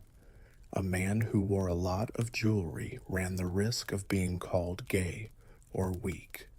Men could only wear jewelry that was subtle and symbolic. One ring, a signet, seal, nothing else. Anything too much suggested that the person wearing it had lost control of themselves, which was a big mistake in Rome. Jewelry could also be used to punish someone. Taking away rings or other jewelry was a way to publicly take away someone's status. It hurt more to lose the right to wear certain things than to pay a fine. It took away identity. What made the rules for Roman jewelry so effective was that they were flexible. The laws were there, but power made them hard to follow. The rich broke the rules all the time, but the poor were punished. For making an effort, jewelry in Rome wasn't just a sign of wealth. It checked how much the system would put up with you. It wasn't okay to be sad in ancient Rome. It was a public show with strict rules about what people could see. Mourning clothes made sure that loss was clear, readable, and kept in check by society. Romans thought that people should show their sadness in a way that followed tradition, hierarchy, and the law. Most people wore dark, plain clothes in the morning, and they often wore wool that hadn't been dyed. Colors that were bright were not right, and decorative fabrics were not used. The amount of jewelry was cut down or taken off completely. The point was not to be comfortable, it was an acknowledgement. Wearing mourning clothes meant that the person was temporarily free from normal social rules. They were showing that they were sad before they even spoke. When men are in mourning, they might not take care of their hair or shave, or they might let their hair grow out. This temporary neglect of appearance showed emotional instability, but it had some limits. It was time for mourning to end. People thought grief that lasted too long was strange or even rude. Romans thought it was weak or manipulative to show sadness for a long time. Women had higher standards to meet. Widows wore mourning clothes for a long time, sometimes years, depending on what was normal in their area and what their family wanted. Their clothes showed that they were chaste, restrained, and not involved in public life. A widow who wore too nice clothes or went back to bright colors too soon could be accused of being disrespectful or morally loose. Her clothes became a sign of her loyalty to the dead. Laws in the morning also made sure that people were different classes. Rich families could buy special clothes and show their grief for a long time.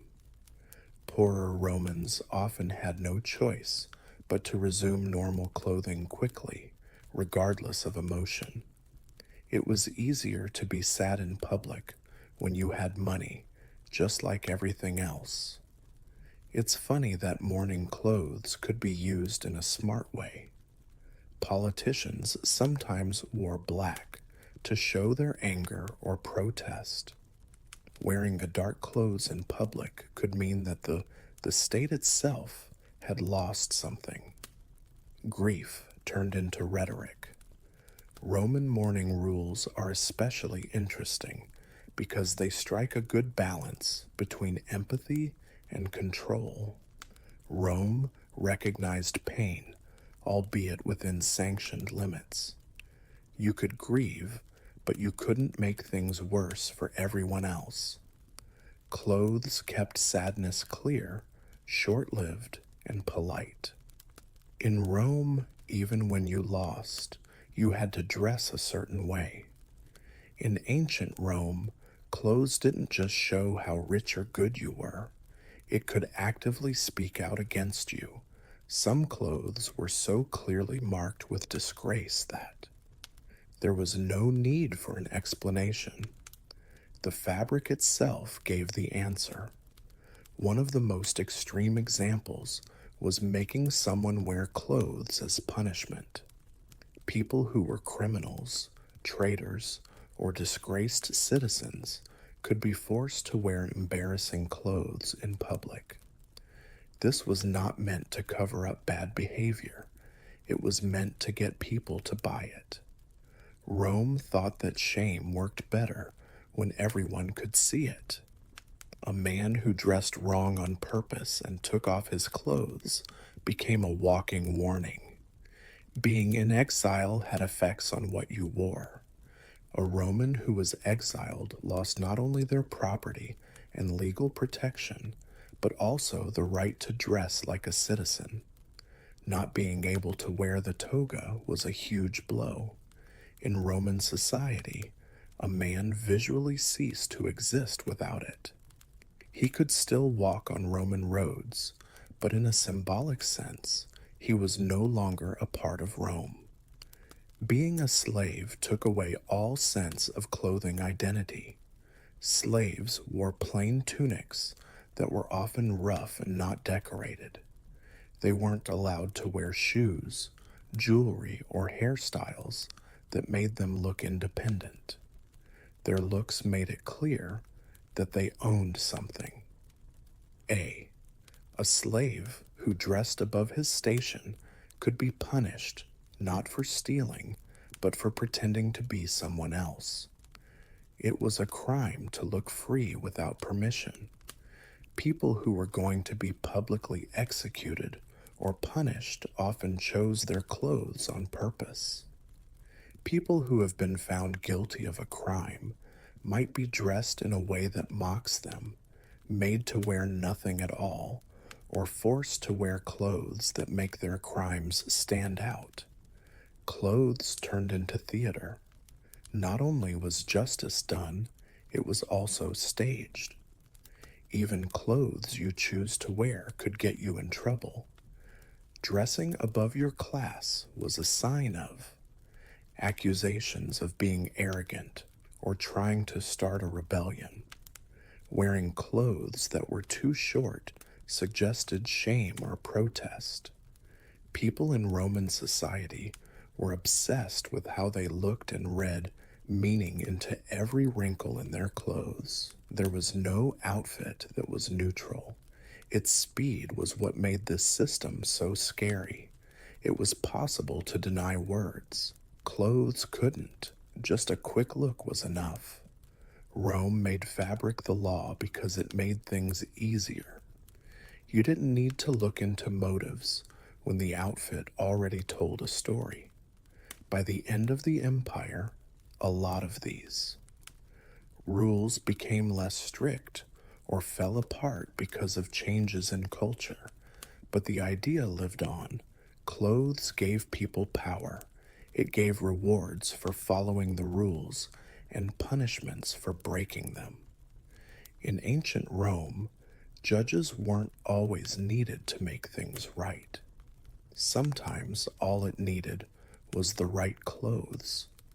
In a lot of old cultures, tattoos weren't just for decoration or to show that you were against something. They were structure. They were a language that was written right on the skin, one that couldn't be forged, traded, or easily forgotten. Tattoos were used as living proof before documents, seals, or written biographies. Proof of who you are. They told everyone who you were without asking you first. The fact that tattoos are permanent is what made them powerful. It was possible to take off clothes. Someone could steal jewelry. There could be arguments over titles. Tattoos couldn't. Once you had ink on your body, it showed where you stood in society. This permanence was necessary in cultures where honor, lineage, and achievement were more important than money. Tattoos made the human body into a library. In many old cultures, not everyone could get a tattoo.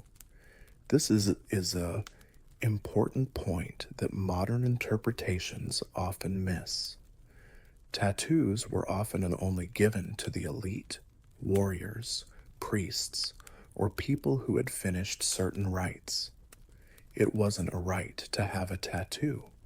It was a privilege that came from surviving, going through rituals, or being qualified by your ancestors. An unmarked body could mean that the person is young, of low status, or not part of a group. The process itself made this hierarchy stronger. Tattooing was painful, took a long time, and was often sacred. It included blood, chanting, and ritual tools that had been passed down through. For generations, pain wasn't a coincidence. It was the price of being real. It showed discipline and worthiness to put up with it. The mark was important because the pain was important. These tattoos weren't just random patterns. They were systems with codes. Lines, shapes, and where things were placed all had meaning. A mark on the shoulder was not the same as one on the face. Each position was based on the person's role, rank, or spiritual alignment. The body could be read like a map by those who knew how. Tattoos could also be very important. Not include. In some cultures, criminals, prisoners, or slaves were forced to get tattoos to show that they were owned or to shame them. The same technology that helped the rich could hurt the poor for good. This dual use made tattoos a threat to society. A mark could give someone power or take it away completely. Control was what brought these systems together. Tattoos weren't a way to show who you are. It was about being seen. People in ancient times wanted their identity to be clear and last. Tattoos solved that problem in a smart and brutal way. In a world without paper records, tattoos were the only way to prove something. Your body told your story, whether you wanted it to or not. That story could never be erased once it was written. Tattoos were not just for decoration or fashion among the Saiyans of the Eurasian steppe. They were special badges that only people with power, lineage, or a very high status could wear. This is clear from archaeology. When frozen Sahuagin bodies were found in the Alai Mountains, their tattoos were not all over the place. They were planned, complicated, and very clear. High class, Scythian tattoos showed animals moving, stags with antlers that are bent, cats that hunt while they are jumping, birds of prey are always on the move. These were not choices based on looks. Each animal stood for a certain quality that Saiyan society admired: speed, control, watchfulness, and rage. If you had those kinds of images on your body, you were saying that those traits were part of who you were. Placement was just as important as the image. Tattoos were on the shoulders, arms, backs, and legs, which are all areas that are strong and easy to move. There were few marks on faces, which suggested restraint and hierarchy. Not everyone had the right to use the full visual language of power. People who are buried with weapons, gold jewelry, and sacrificed horses have the most intricate tattoos. To put it another way, leaders. Saiyan tattoos served as pictorial biographies. They wrote down their accomplishments, family history, and religious beliefs. Long before a warrior spoke, his body told a story. In nomadic cultures, where communities moved all the time, and it was hard to keep written records, this mattered a lot. The person needed to have an ID with them. Tattoos fixed that. Pain was a factor again.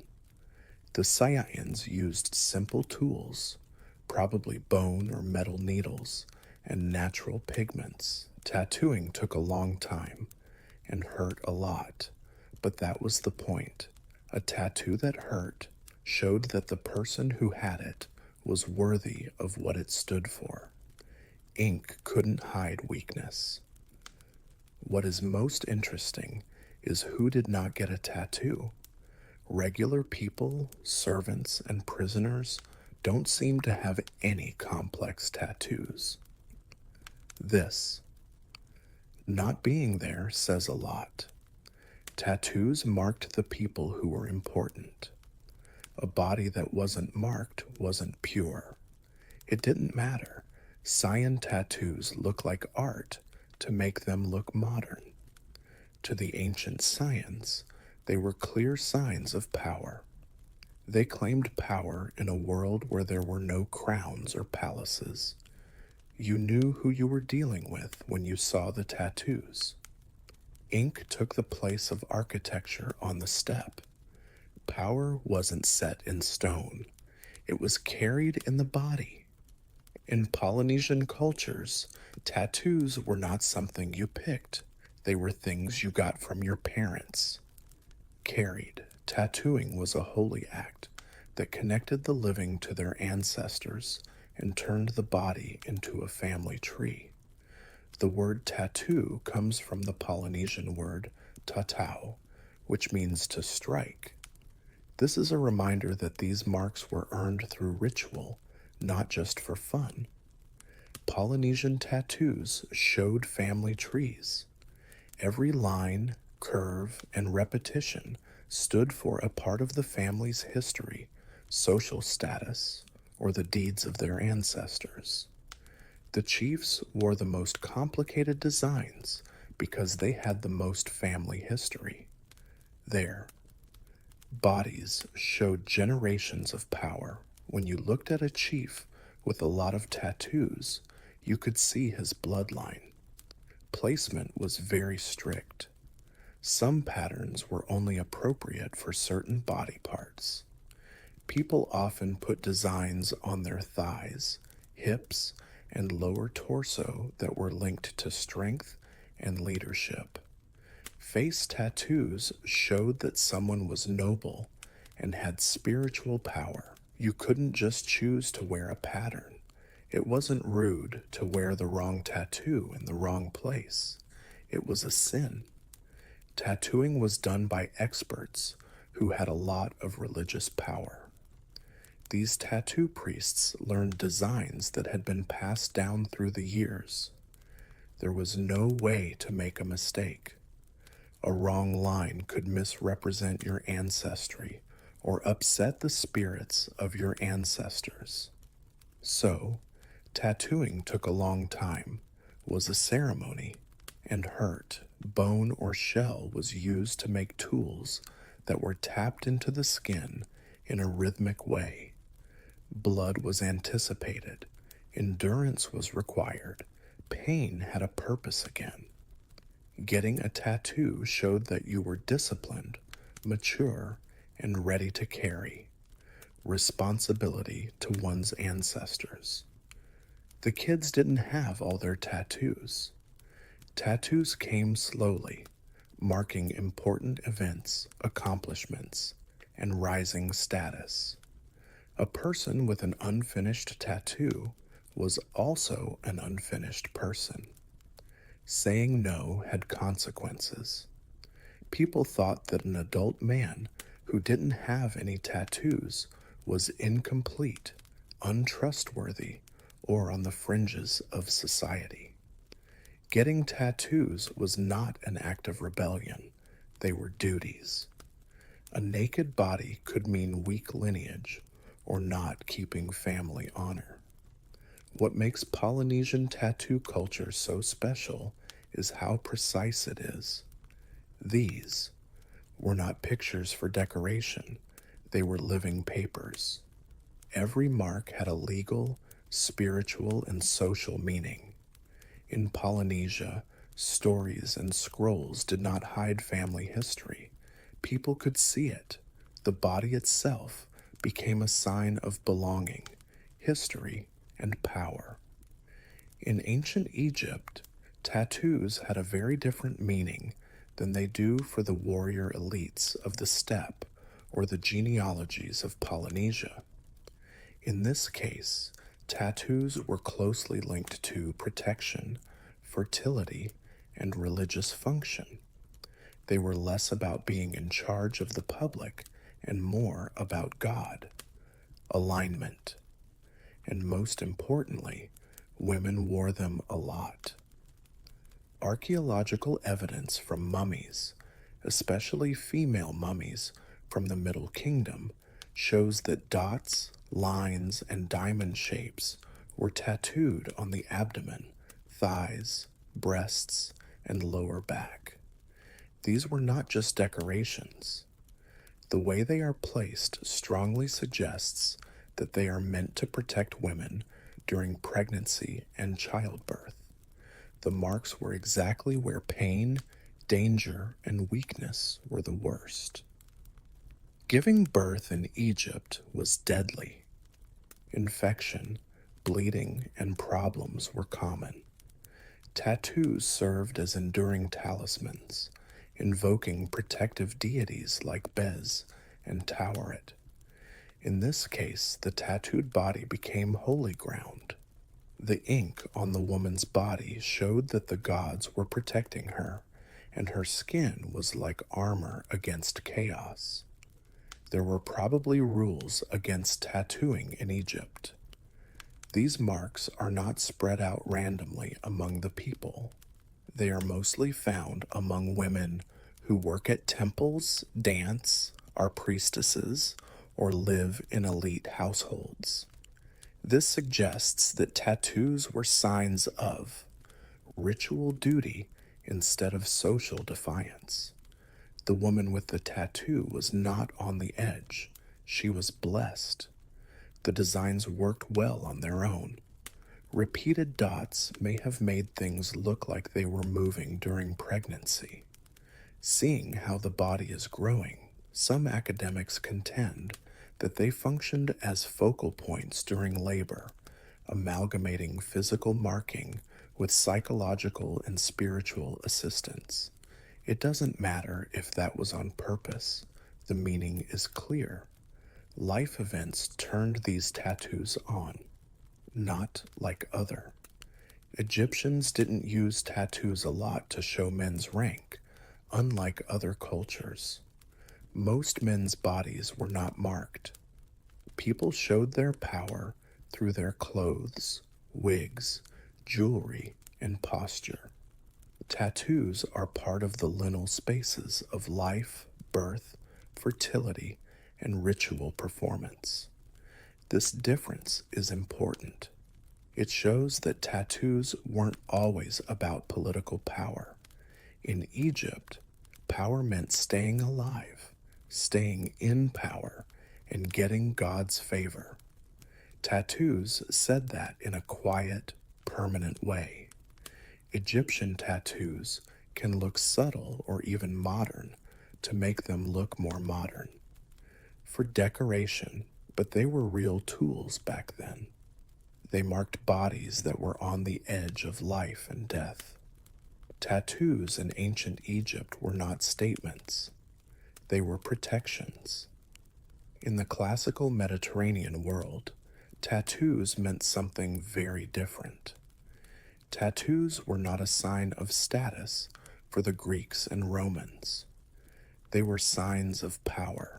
Having ink on your body usually meant you had lost something, like your freedom, honor, or legal standing. In Greece, tattoos were linked to outsiders and punishment. Greek writers thought it was interesting and disgusting that Thracians, Scythians, and other barbarian groups tattooed themselves. A Greek citizen thought that a body with tattoos looked strange, too much, and out of control. An ideal Greek body was smooth, balanced, and free of marks, which showed that it was in order. That ideal was ruined by ink. This made tattoos a way to humiliate people. Criminals, prisoners of war, and people who were enslaved could get tattoos to show that they owned something or were guilty. These marks did not mean anything. They were administrative. A tattoo could say who owned you, where you came from, or what crime you did. The body became a sign.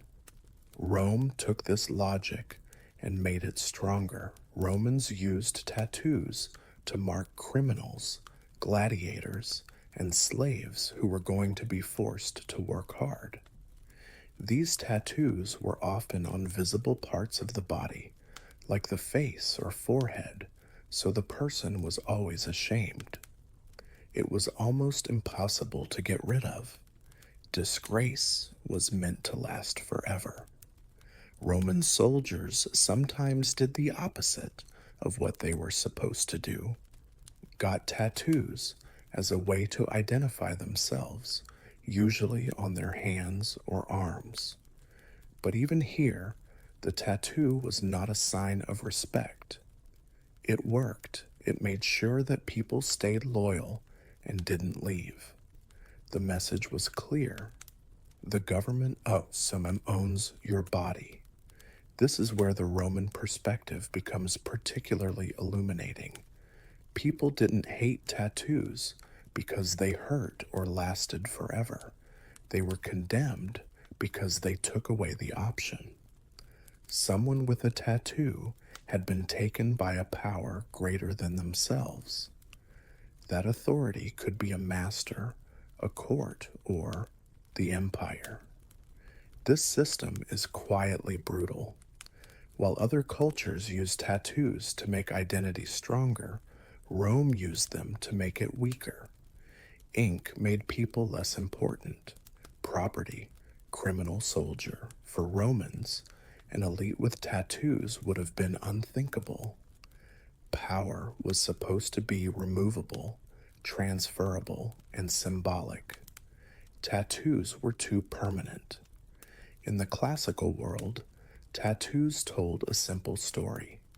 If you were marked, someone else was in control. Tattoos were not uncommon for the Celtic and Pictish people of ancient Europe. Shameful, they were aggressive. Roman writers often said that northern warriors were painted, tattooed, or stained with pigment, and they often said that this made them very scary on the battlefield. The Romans thought these marks were messy. To the Celts and Picts, they were deliberate declarations of identity and dominance.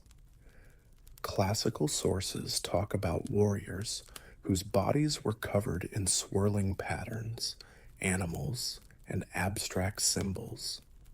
Sometimes these were made even more interesting by adding blue pigment from plants like W, if all. Some people still argue about whether these markings were permanent tattoos or a mix of tattoos and body paint. What matters is how they worked.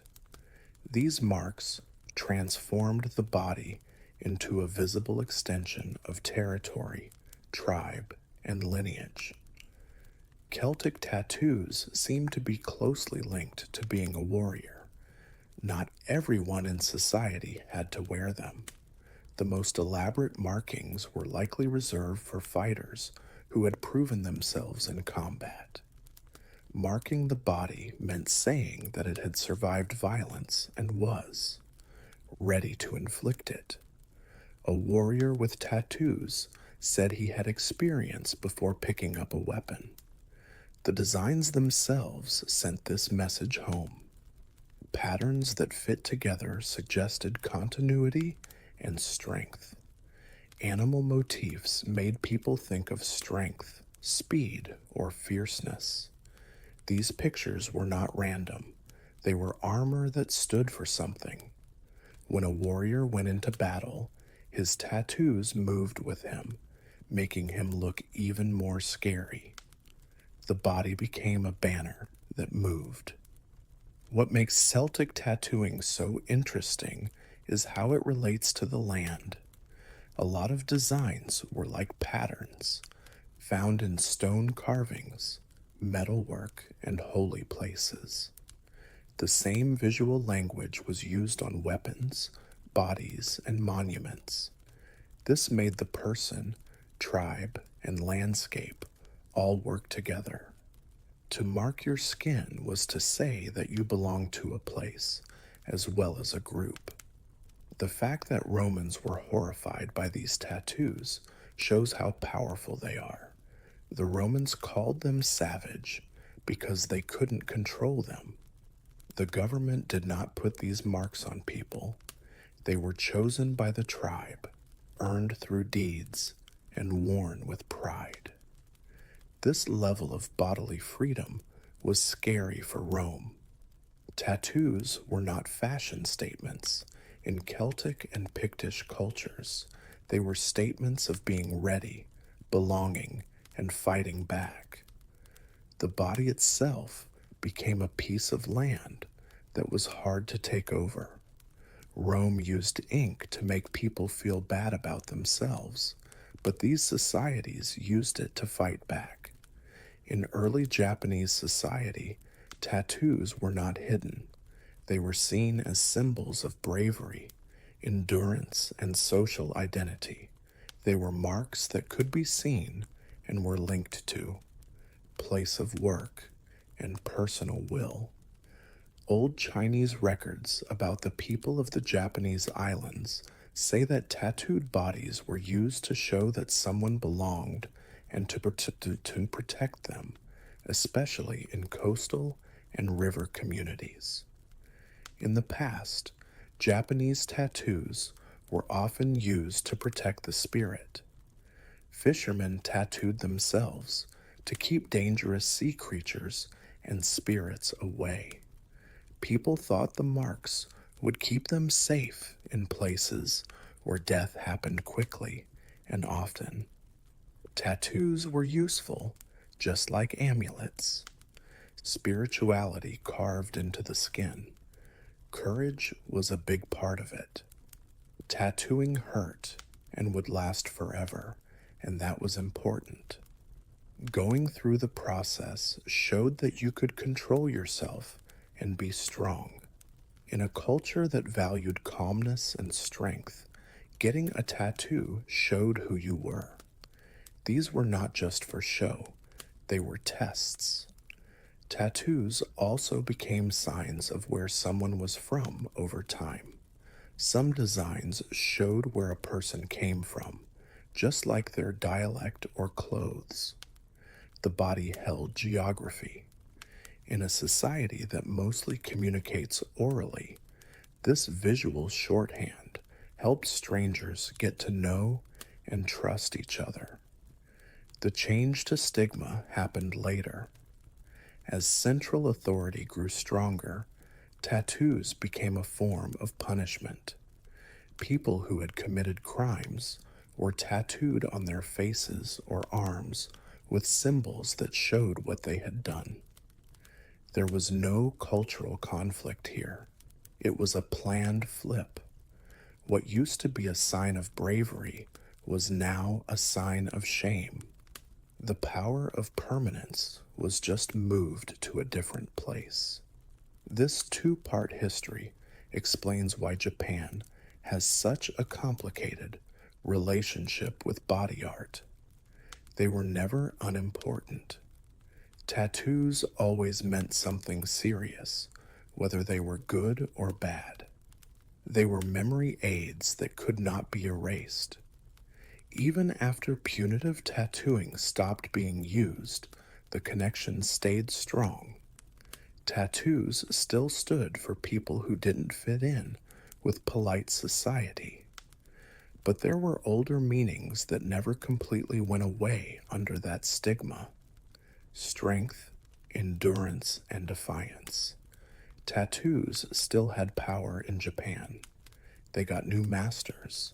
What had once been chosen became forced. What once a sign of bravery, now a warning. The body became the record of authority once more. In many Native American cultures, tattoos were not just abstract symbols or decorations that were passed down. They were records. Every mark showed something that had already happened. You didn't get a tattoo because of who you were. You got a tattoo for what you did.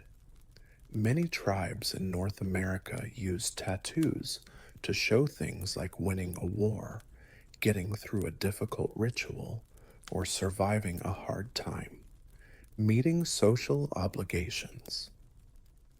You had to earn a tattoo. It wasn't given to you at birth. This turned the body into a living record of experiences. Reading someone's tattoos was like reading their past. The most obvious marks were usually on warriors. Lines on the face, chest, or arms could mean that you have killed an enemy, survived a wound, or taken on a leadership role. These were not decorations for a party. They were signs of respect. A man who doesn't have tattoos might be young, untested, or just not proven. A body with a lot of tattoos commanded respect without a reason. Tattooing was also linked to spiritual change. Tattooing was often the last step in vision quests, rites of passage, and community ceremonies. They meant to hurt. Putting up with it showed that you were ready to take on new tasks. Tattoos showed that a person had moved on to a new stage of life. Tattoos on women also had very important meanings. In some cultures, they signaled that someone was ready to be an adult, a mother, or to take part in rituals. Facial tattoos among. Some groups stood for being grown up, disciplined, and belonging. They weren't forced on anyone. They were asked for and put up with. It is important to note that tattoos were never universal. Not everyone was eligible. A body without tattoos was not lacking. It was just unreadable. Tattoos made experiences visible, but not having them didn't mean someone was less than. This balance kept tattoos from becoming just a trend. Restriction kept the meaning. Colonizers from Europe did not understand this at all. They often thought, as primitive decoration or savagery, these marks actually worked like a combination of medals, licenses, and certificates. In societies where written records weren't needed, they showed that they could be trusted. The honesty of indigenous American tattoo traditions is what makes them so special. You couldn't fake a tattooed accomplishment. You had either been through it or you hadn't. The body was honest. In these cultures, tattoos were memories that couldn't be changed. The skin had proof. Throughout ancient civilizations, the, the one thing that all tattoos have in common is this: they never meant to be unique in the modern sense. They were about being responsible. Tattoos tie a person to their past, their community, and their duties. The body could no longer pretend once it was inked. It turned into a document that required responsibility. Tattoos couldn't be taken off when things changed, unlike clothes or jewelry, because they were permanent. They were dangerous and powerful. Getting a tattoo meant that you were okay with your past following you around. This was not just for looks in societies that valued honor, lineage, and reputation. It had to do with existence. Depending on the culture, tattoos showed family history, rank, bravery, crime, protection, and punishment. Sometimes all at once. In one society, a single mark could mean elite authority, while in another, it could mean total disgrace. The technology was the same. Culture controlled the meaning. What was important was who had control over the story. In cultures where tattoos were sacred, only certain people could give permission for them. Priests, elders, or experts protected designs like laws. If a tattoo is put on wrong, it could give the wrong impression of a lineage, upset spirits, or falsely claim status. This was not okay. It was too important to right the body wrong. Colonial and imperial societies often did this on purpose to change these meanings. Tattoos that used to mean honor were changed into ways to punish people. Marks that used to show success were used to erase a person's identity. This wasn't an accident, it was mental control. Taking charge of the body meant taking charge of memory. In modern tattoo culture, ancient tattooing is often seen as a source of inspiration for art. This doesn't get to the point. People didn't choose ancient tattoos because they looked important. They seemed important because they had social consequences. Pain, permanence, and limitation kept their worth. You couldn't just wake up one day in ancient cultures and choose who you wanted to be. Your body showed who you had become. People had to work hard and go through a lot of pain to get tattoos. They wanted action and identity to be the same. In this light, old tattoos were sacred life stories. They told stories that couldn't be changed or rebranded. They connected the person to something bigger than themselves. And once those stories were written down, they could not be denied.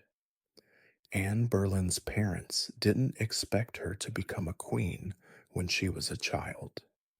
There was nothing in her early life that made it seem like she was meant to be Queen of England. What it did suggest was something much more dangerous in the world of Tuda. She learned how to move easily among people in power. Anne was prepared for court life from a young age, not because she was born into it, but because she was exposed to it, educated about it, and close to people who could influence her. Anne came from the Boleyn family, which was ambitious but not royal. Her value lay in her potential. Thomas Boleyn, her father, knew that courts were places where people learned how to stay alive. He sent Anne to other countries, starting with the Low Countries and then to France, where she worked for the French queen. This was not a school for finishing. It was a place to test out political ideas. Anne learned how kings and queens talked to each other, how favors were given and taken, and how a single look could make or break a reputation. She studied languages, music, dance, religion, and most importantly, how to hold back. France was important. The French court was more open to Renaissance ideas than the English court. It was also more cultured and interested in learning. Anne learned about humanism and early reformist religious ideas that challenged traditional Catholic authority here. She also learned that being charming didn't mean being weak. It was a tool. Wit could. Stay away from danger. Silence might make people curious. People could be given limited amounts of attention. Anne came back to England not as a naive courtier, but as someone who was clearly different. She dressed like a European, spoke with confidence, and walked with a self assuredness that made people uncomfortable. Not everyone liked her. Some people thought she was sharp, while others thought she was scary. But people did notice her, and in a Tudor court, being noticed was the first step toward power. Anne understood something that many people didn't: strength, not just for kings. It went through access, conversation, and timing. She saw queens, favorites, and mistresses come and go. She saw how being close to a king or queen could make a family famous or destroy it in a single night. Anne didn't come to court hoping to get a crown. She came ready to deal with being near it. That difference is important because she was ready when power finally turned its attention to her. She had been trained for this kind of environment long before England knew what kind of woman she was. Came back. She was not meant to be in charge. She was taught how to deal with courts, which made her much more dangerous. Anne Boleyn went back to the English court and entered a world that was both familiar and dangerous. Kings had mistresses. Women became more powerful through closeness. This wasn't a scandal. It was normal. Anne was special because she didn't do what was expected of her. In the middle of the 1820s, Henry VIII saw Anne. He was already dating her sister, Mary Boleyn, at the time, who had been his mistress and then quietly let go. Anne knew exactly what that pattern meant. Being a royal mistress was good for a short time, but bad for a long time. She had already seen it. She made a different choice. Anne did not turn down the king right away. That would have been a bad idea. She controlled who could get in instead. She flirted, pulled away, and refused to be physically close, but she stayed emotionally and intellectually present. This had never happened before at the Tudor court. People went after kings, not turned them down. Anne's Resistance did something risky. It changed desire into an obsession. Henry was used to following orders. Anne made an offer. She said that her honor was important to her and that she wouldn't give herself up without getting married. People still argue about whether this point of view came from real belief, political calculation, or both. The effect is what matters. Anne changed who had the most power. The king was no longer the only one who could make decisions. He was responding. Court factions noticed right away. Some people thought Anne was careless. Others thought, chance. If she succeeded, she would become very famous. If she didn't succeed, she would die.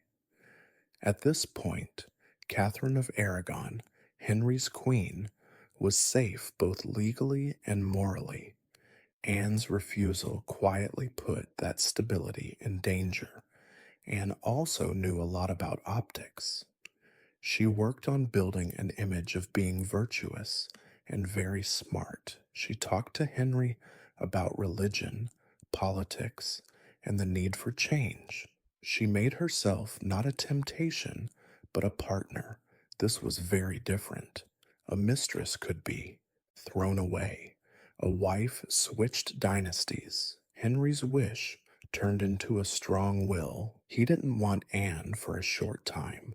He really wanted her, and legitimacy needed something that was hard to imagine, taking away his queen. Anne didn't have a crown yet, but she had already done something that couldn't be undone. She made the King of England think about a future without his wife. That imagination would soon break up marriages, laws, and even the church. Anne Boleyn didn't just protect herself by refusing to be a mistress. Reputation. She started history. Henry was in a tough spot because Anne Boleyn wouldn't let him go.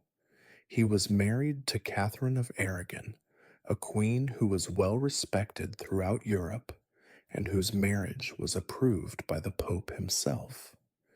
Henry needed an annulment to marry Anne legally. What happened next was not a private fight between spouses. It was a constitutional crisis that would break England away from Rome's power. Henry sought papal approval for years to end his marriage. His argument was based on theology, that is, marriage too. Catherine was cursed because she had married his brother. But theology was just the tip of the iceberg. Underneath it was despair. Henry was worried about the end of the dynasty because Catherine had not given birth to a male heir. Anne was not only a symbol of desire, but also of hope. Rome said no. It was impossible for the Pope to give his approval because of political realities. Catherine was the aunt of the most powerful ruler in Europe, and the Pope was basically his prisoner. Henry waited, was pushed, and put off. Anne also waited, stuck in limbo. The risk grew with each passing year. She was getting older in a court that quickly killed women. During this time, Anne's power grew. She surrounded herself with reform-minded people who questioned the Pope's power and said that kings were directly accountable to God. Anne didn't come up with these ideas. She made them bigger. They gave Henry a way out. Henry changed the rules when Rome wouldn't listen. He said that he was the highest authority in the church in England. This wasn't a sudden uprising. It was a planned transfer of power. Henry cut off England's loyalty to the Pope with the help of Parliament. Frustration, desire, and politics all played a role in the founding of the English Church. Henry married Anne in secret. She was made queen later. There was a lot of meaning behind it. A woman who had once been a lady in waiting now wore the crown of a kingdom that had been changed, but the price was very high. They threw Catherine aside. England was divided in spirit. Europe watched in horror and interest. Anne had done what no other mistress had done. She was made queen, but the crown was on shaky ground. Henry's support and the survival of the religious break she helped justify were the only things that made her legitimate. The marriage had broken more than just a church. It had broken alliances, traditions that had lasted for hundreds of years, and rules that had been in place for a long time. And once it was broken, nothing could be fixed quietly. Anne Boleyn was in the middle of a revolution that she couldn't stop. Anne Boleyn's coronation did not bring safety, it brought attention. As soon as she became queen, her worth was based on one thing: having a son. Her intelligence, her power, and even the religious revolution that came about because of her marriage all became less important than her womb. England waited. Anne got pregnant quickly, and everyone at court was excited. When she had the baby, it was healthy, smart, and clearly royal. But Elizabeth, she was a girl. The disappointment came right away and was very bad. A daughter did not make a dynasty stable, it put off the problem. Anne knew what was at stake better than anyone else. She had taken the place of a respected queen and helped make a religious split seem right. Her position was weak without a son. Still, she publicly insisted that daughters were important and that Elizabeth would be a great queen. She knew that being confident didn't protect queens in private. Her next pregnancies ended in tragedy. There were miscarriages, including one terrible loss of a male fetus. Every failure was written down. Each whisper got louder, louder. In court, sympathy quickly turned into calculation. Maybe Anne could be replaced if she couldn't have a son. Things between her and the king started to go wrong. Henry VIII was impatient, worried about who would take over after him, and getting more and more distracted. He had changed the church for Anne. He wanted results. Now, Anne, who used to be the center of attention, was now being criticized for her sharp tongue, bad temper, and refusal to be quiet. Anna's enemies grew in number. Conservative groups didn't like the changes she made to religion. Meant people who used to be friends grew apart. A new woman came to court. She was younger, quieter, and very careful not to seem threatening. Anne saw the pattern right away. She had done it herself. Anne didn't back down, though.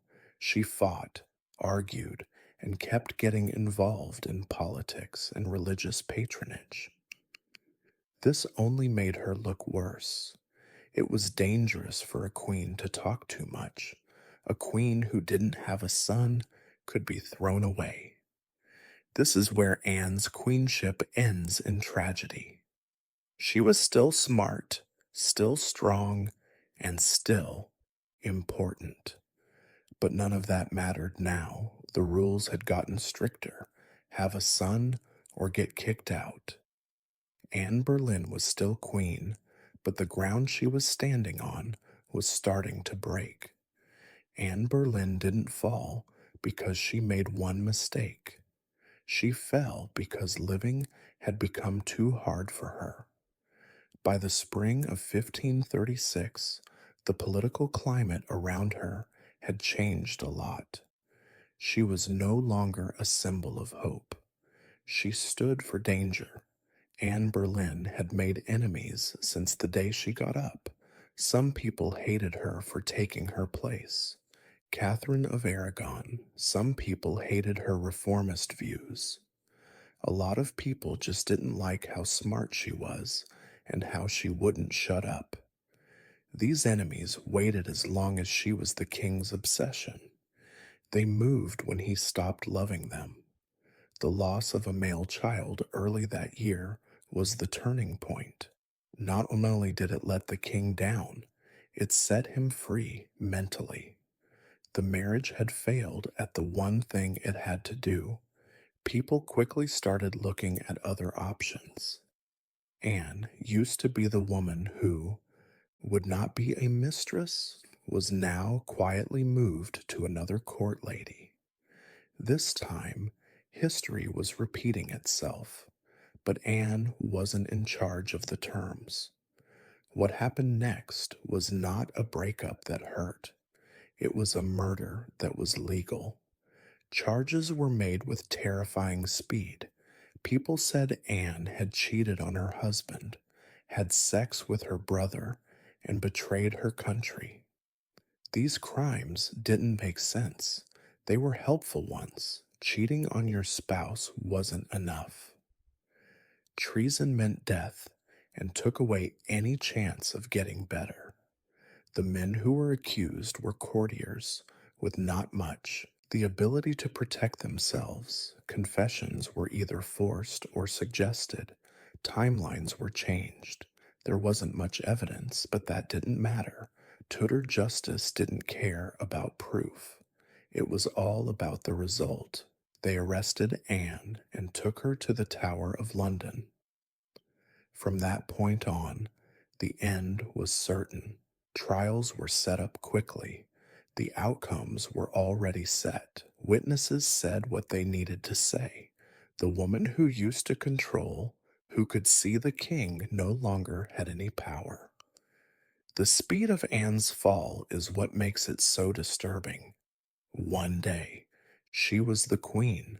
She was condemned within weeks. This wasn't chaos, it was dance. Every step was meant to get rid of her cleanly and for good. Anne got this. She didn't deny that she was calm while in jail. It was clear.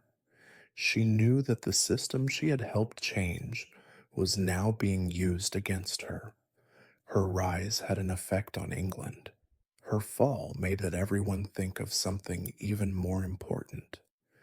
In Tudor England, being close to power never meant safety. It was exposure.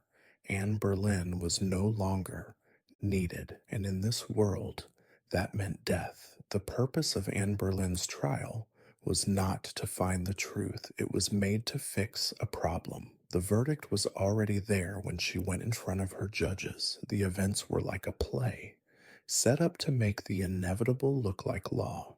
She was accused of cheating on her husband, having sex with her brother, and plotting to kill the king. These charges were meant to be too much. If someone had committed regular adultery, they could have been sent to jail or exiled.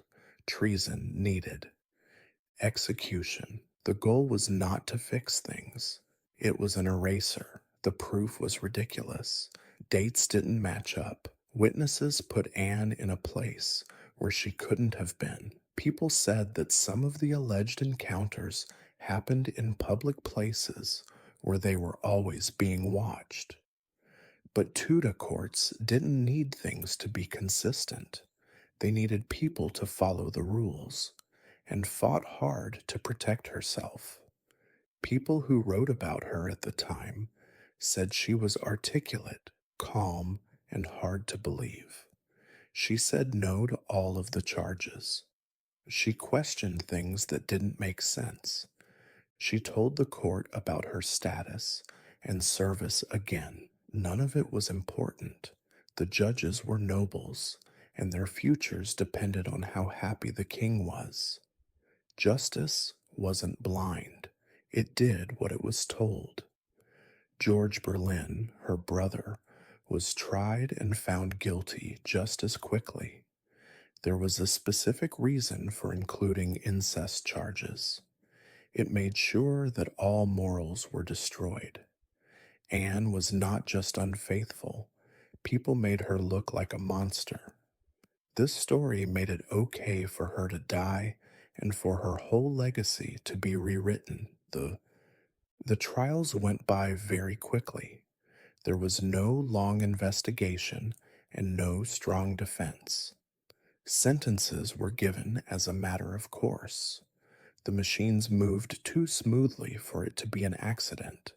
This was the state trying to avoid being embarrassed. The fact that Anne's trial is so personal makes it even worse. The men who were judging her had eaten with her. They had gained from her success. Some people got their jobs because of her. Now they watched her fall without saying anything. To stay alive, you had to be quiet. Anne was found guilty of everything. The sentence was death. Even then, the king's mercy was fake. He let her die by sword instead of axe, a cleaner, faster way that only the rich could use. It was the last show of controlled cruelty. The trial took away Anne's title, her marriage, and her humanity in the public record. But it also showed something else. The Tutor state didn't need the truth. It needed to end. Anne Boleyn was no longer a queen. She was a problem that had been officially fixed. Anne Boleyn's last days were full of a calm that makes you uneasy. She was locked up in the Tower of London and went through the rituals of condemnation with a calmness that made people uneasy. She prayed, made dark jokes, and spoke clearly about what would happen to her. This wasn't denial, it was an acknowledgement. The machines were done working. The execution was carefully planned. They called in a French swordsman who was very good. A deliberate choice meant to show mercy and refinement. An axe was not sharp and was very dangerous. A sword was very accurate. A court cared about the difference, crazy about how things look. Anne took her time getting ready, took off her hat, and spoke to the crowd with respect. She didn't speak out in public about her innocence. She didn't say anything bad about the king. She did what a condemned queen was supposed to do. Once the blade fell, it didn't take long for her to die. The crowd broke up. The king was engaged to another woman within days. There was no doubt about the message. The future would go on without stopping. Anne's story didn't end on the scaffold, though. That is the ironic part of her death.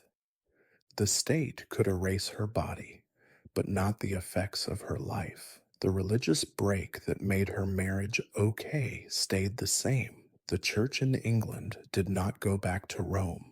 The example held. The most important thing is that her daughter lived. The court was unhappy with Elizabeth's birth, but she would one day rule England longer and better than any other Tudor monarch.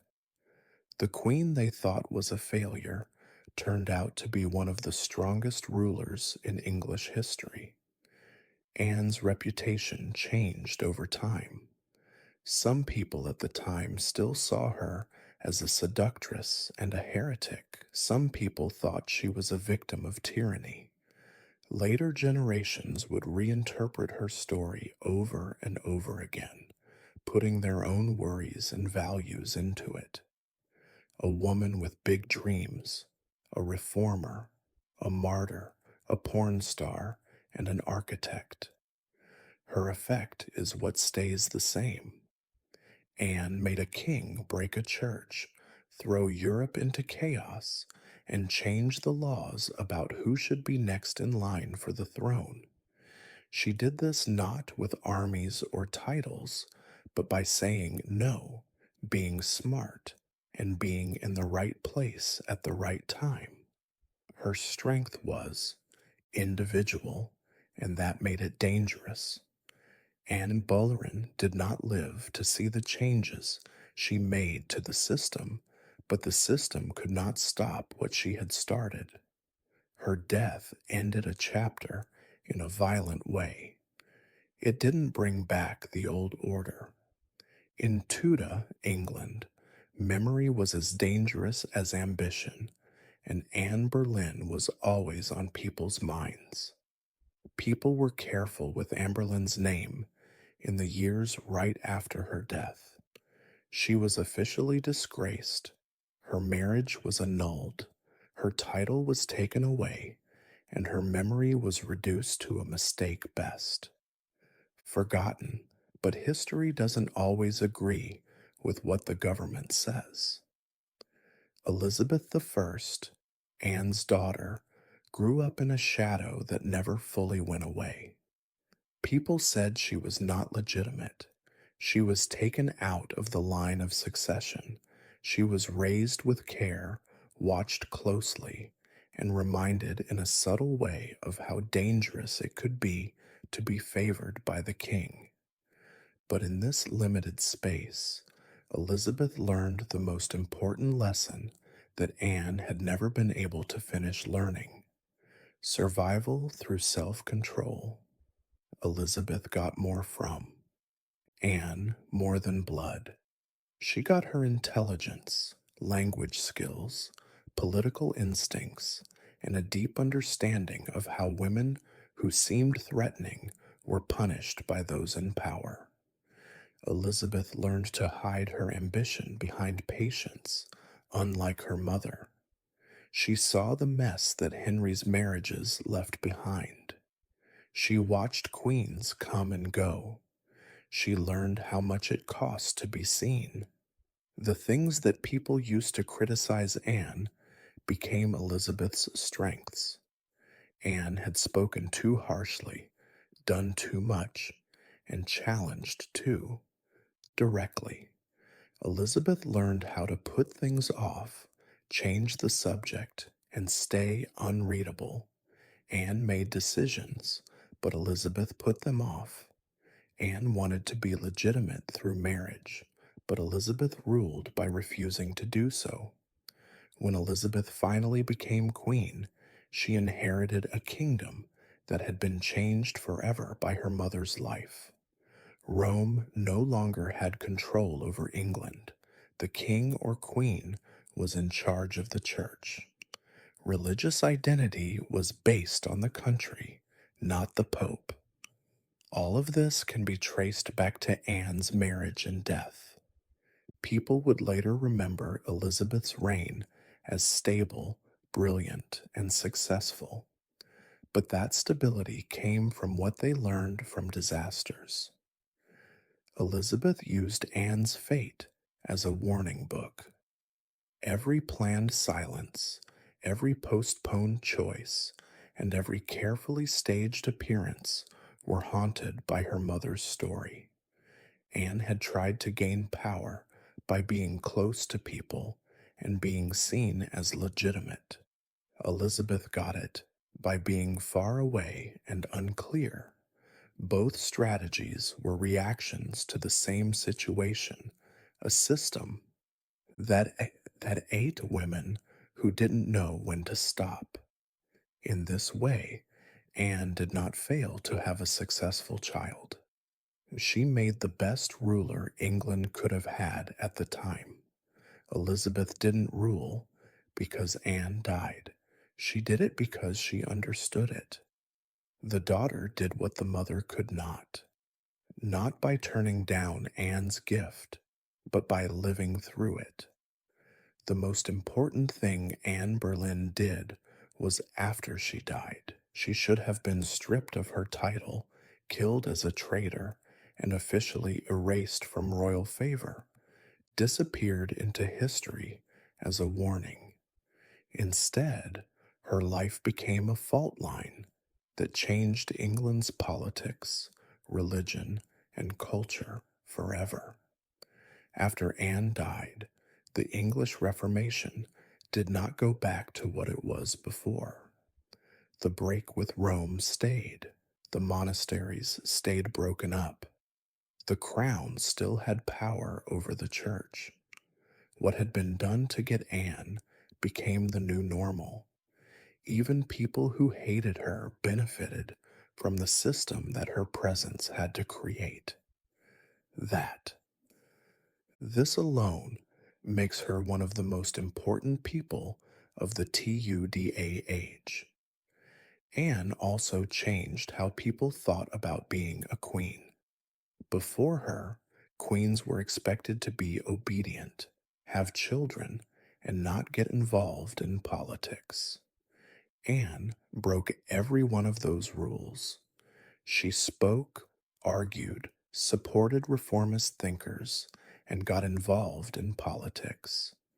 She got a harsh punishment, but it set a precedent. Queens could be involved in politics. The risk was not taking part, it was a mistake. Her story became a warning that was built into culture of the Tudor. Women learned from it, men learned from it. Being close to power was tempting, but not stable. Favor could become deadly in a flash. Anne's life showed that being smart wasn't enough without a way to protect it. Ambition without protection led to destruction. Anne's reputation improved over time. Writers from the Protestant faith made her out to be a martyr. Historians who came after her looked again at the evidence against her and found it lacking. Many modern interpretations don't see her as a schemer. Instead, they see her as a woman trying to get through in a system that doesn't forgive and doesn't give you many choices. Anne doesn't like things that are simple, so all of these readings exist at the same time. This is something that can't be argued. After Anne Boleyn, England was not the same place as it was before her. The monarchy's connection to religion had changed. The idea of women having power in politics had grown, but it was still dangerous, and the Tudor dynasty's best ruler was Anne's blood relative and learned from her. Anne didn't live long enough to run the world she helped make, but not many people do. History, frequently, is for people who make things happen, not for people who live through them. Anne Boleyn made choices that couldn't be changed, and she paid the most for them.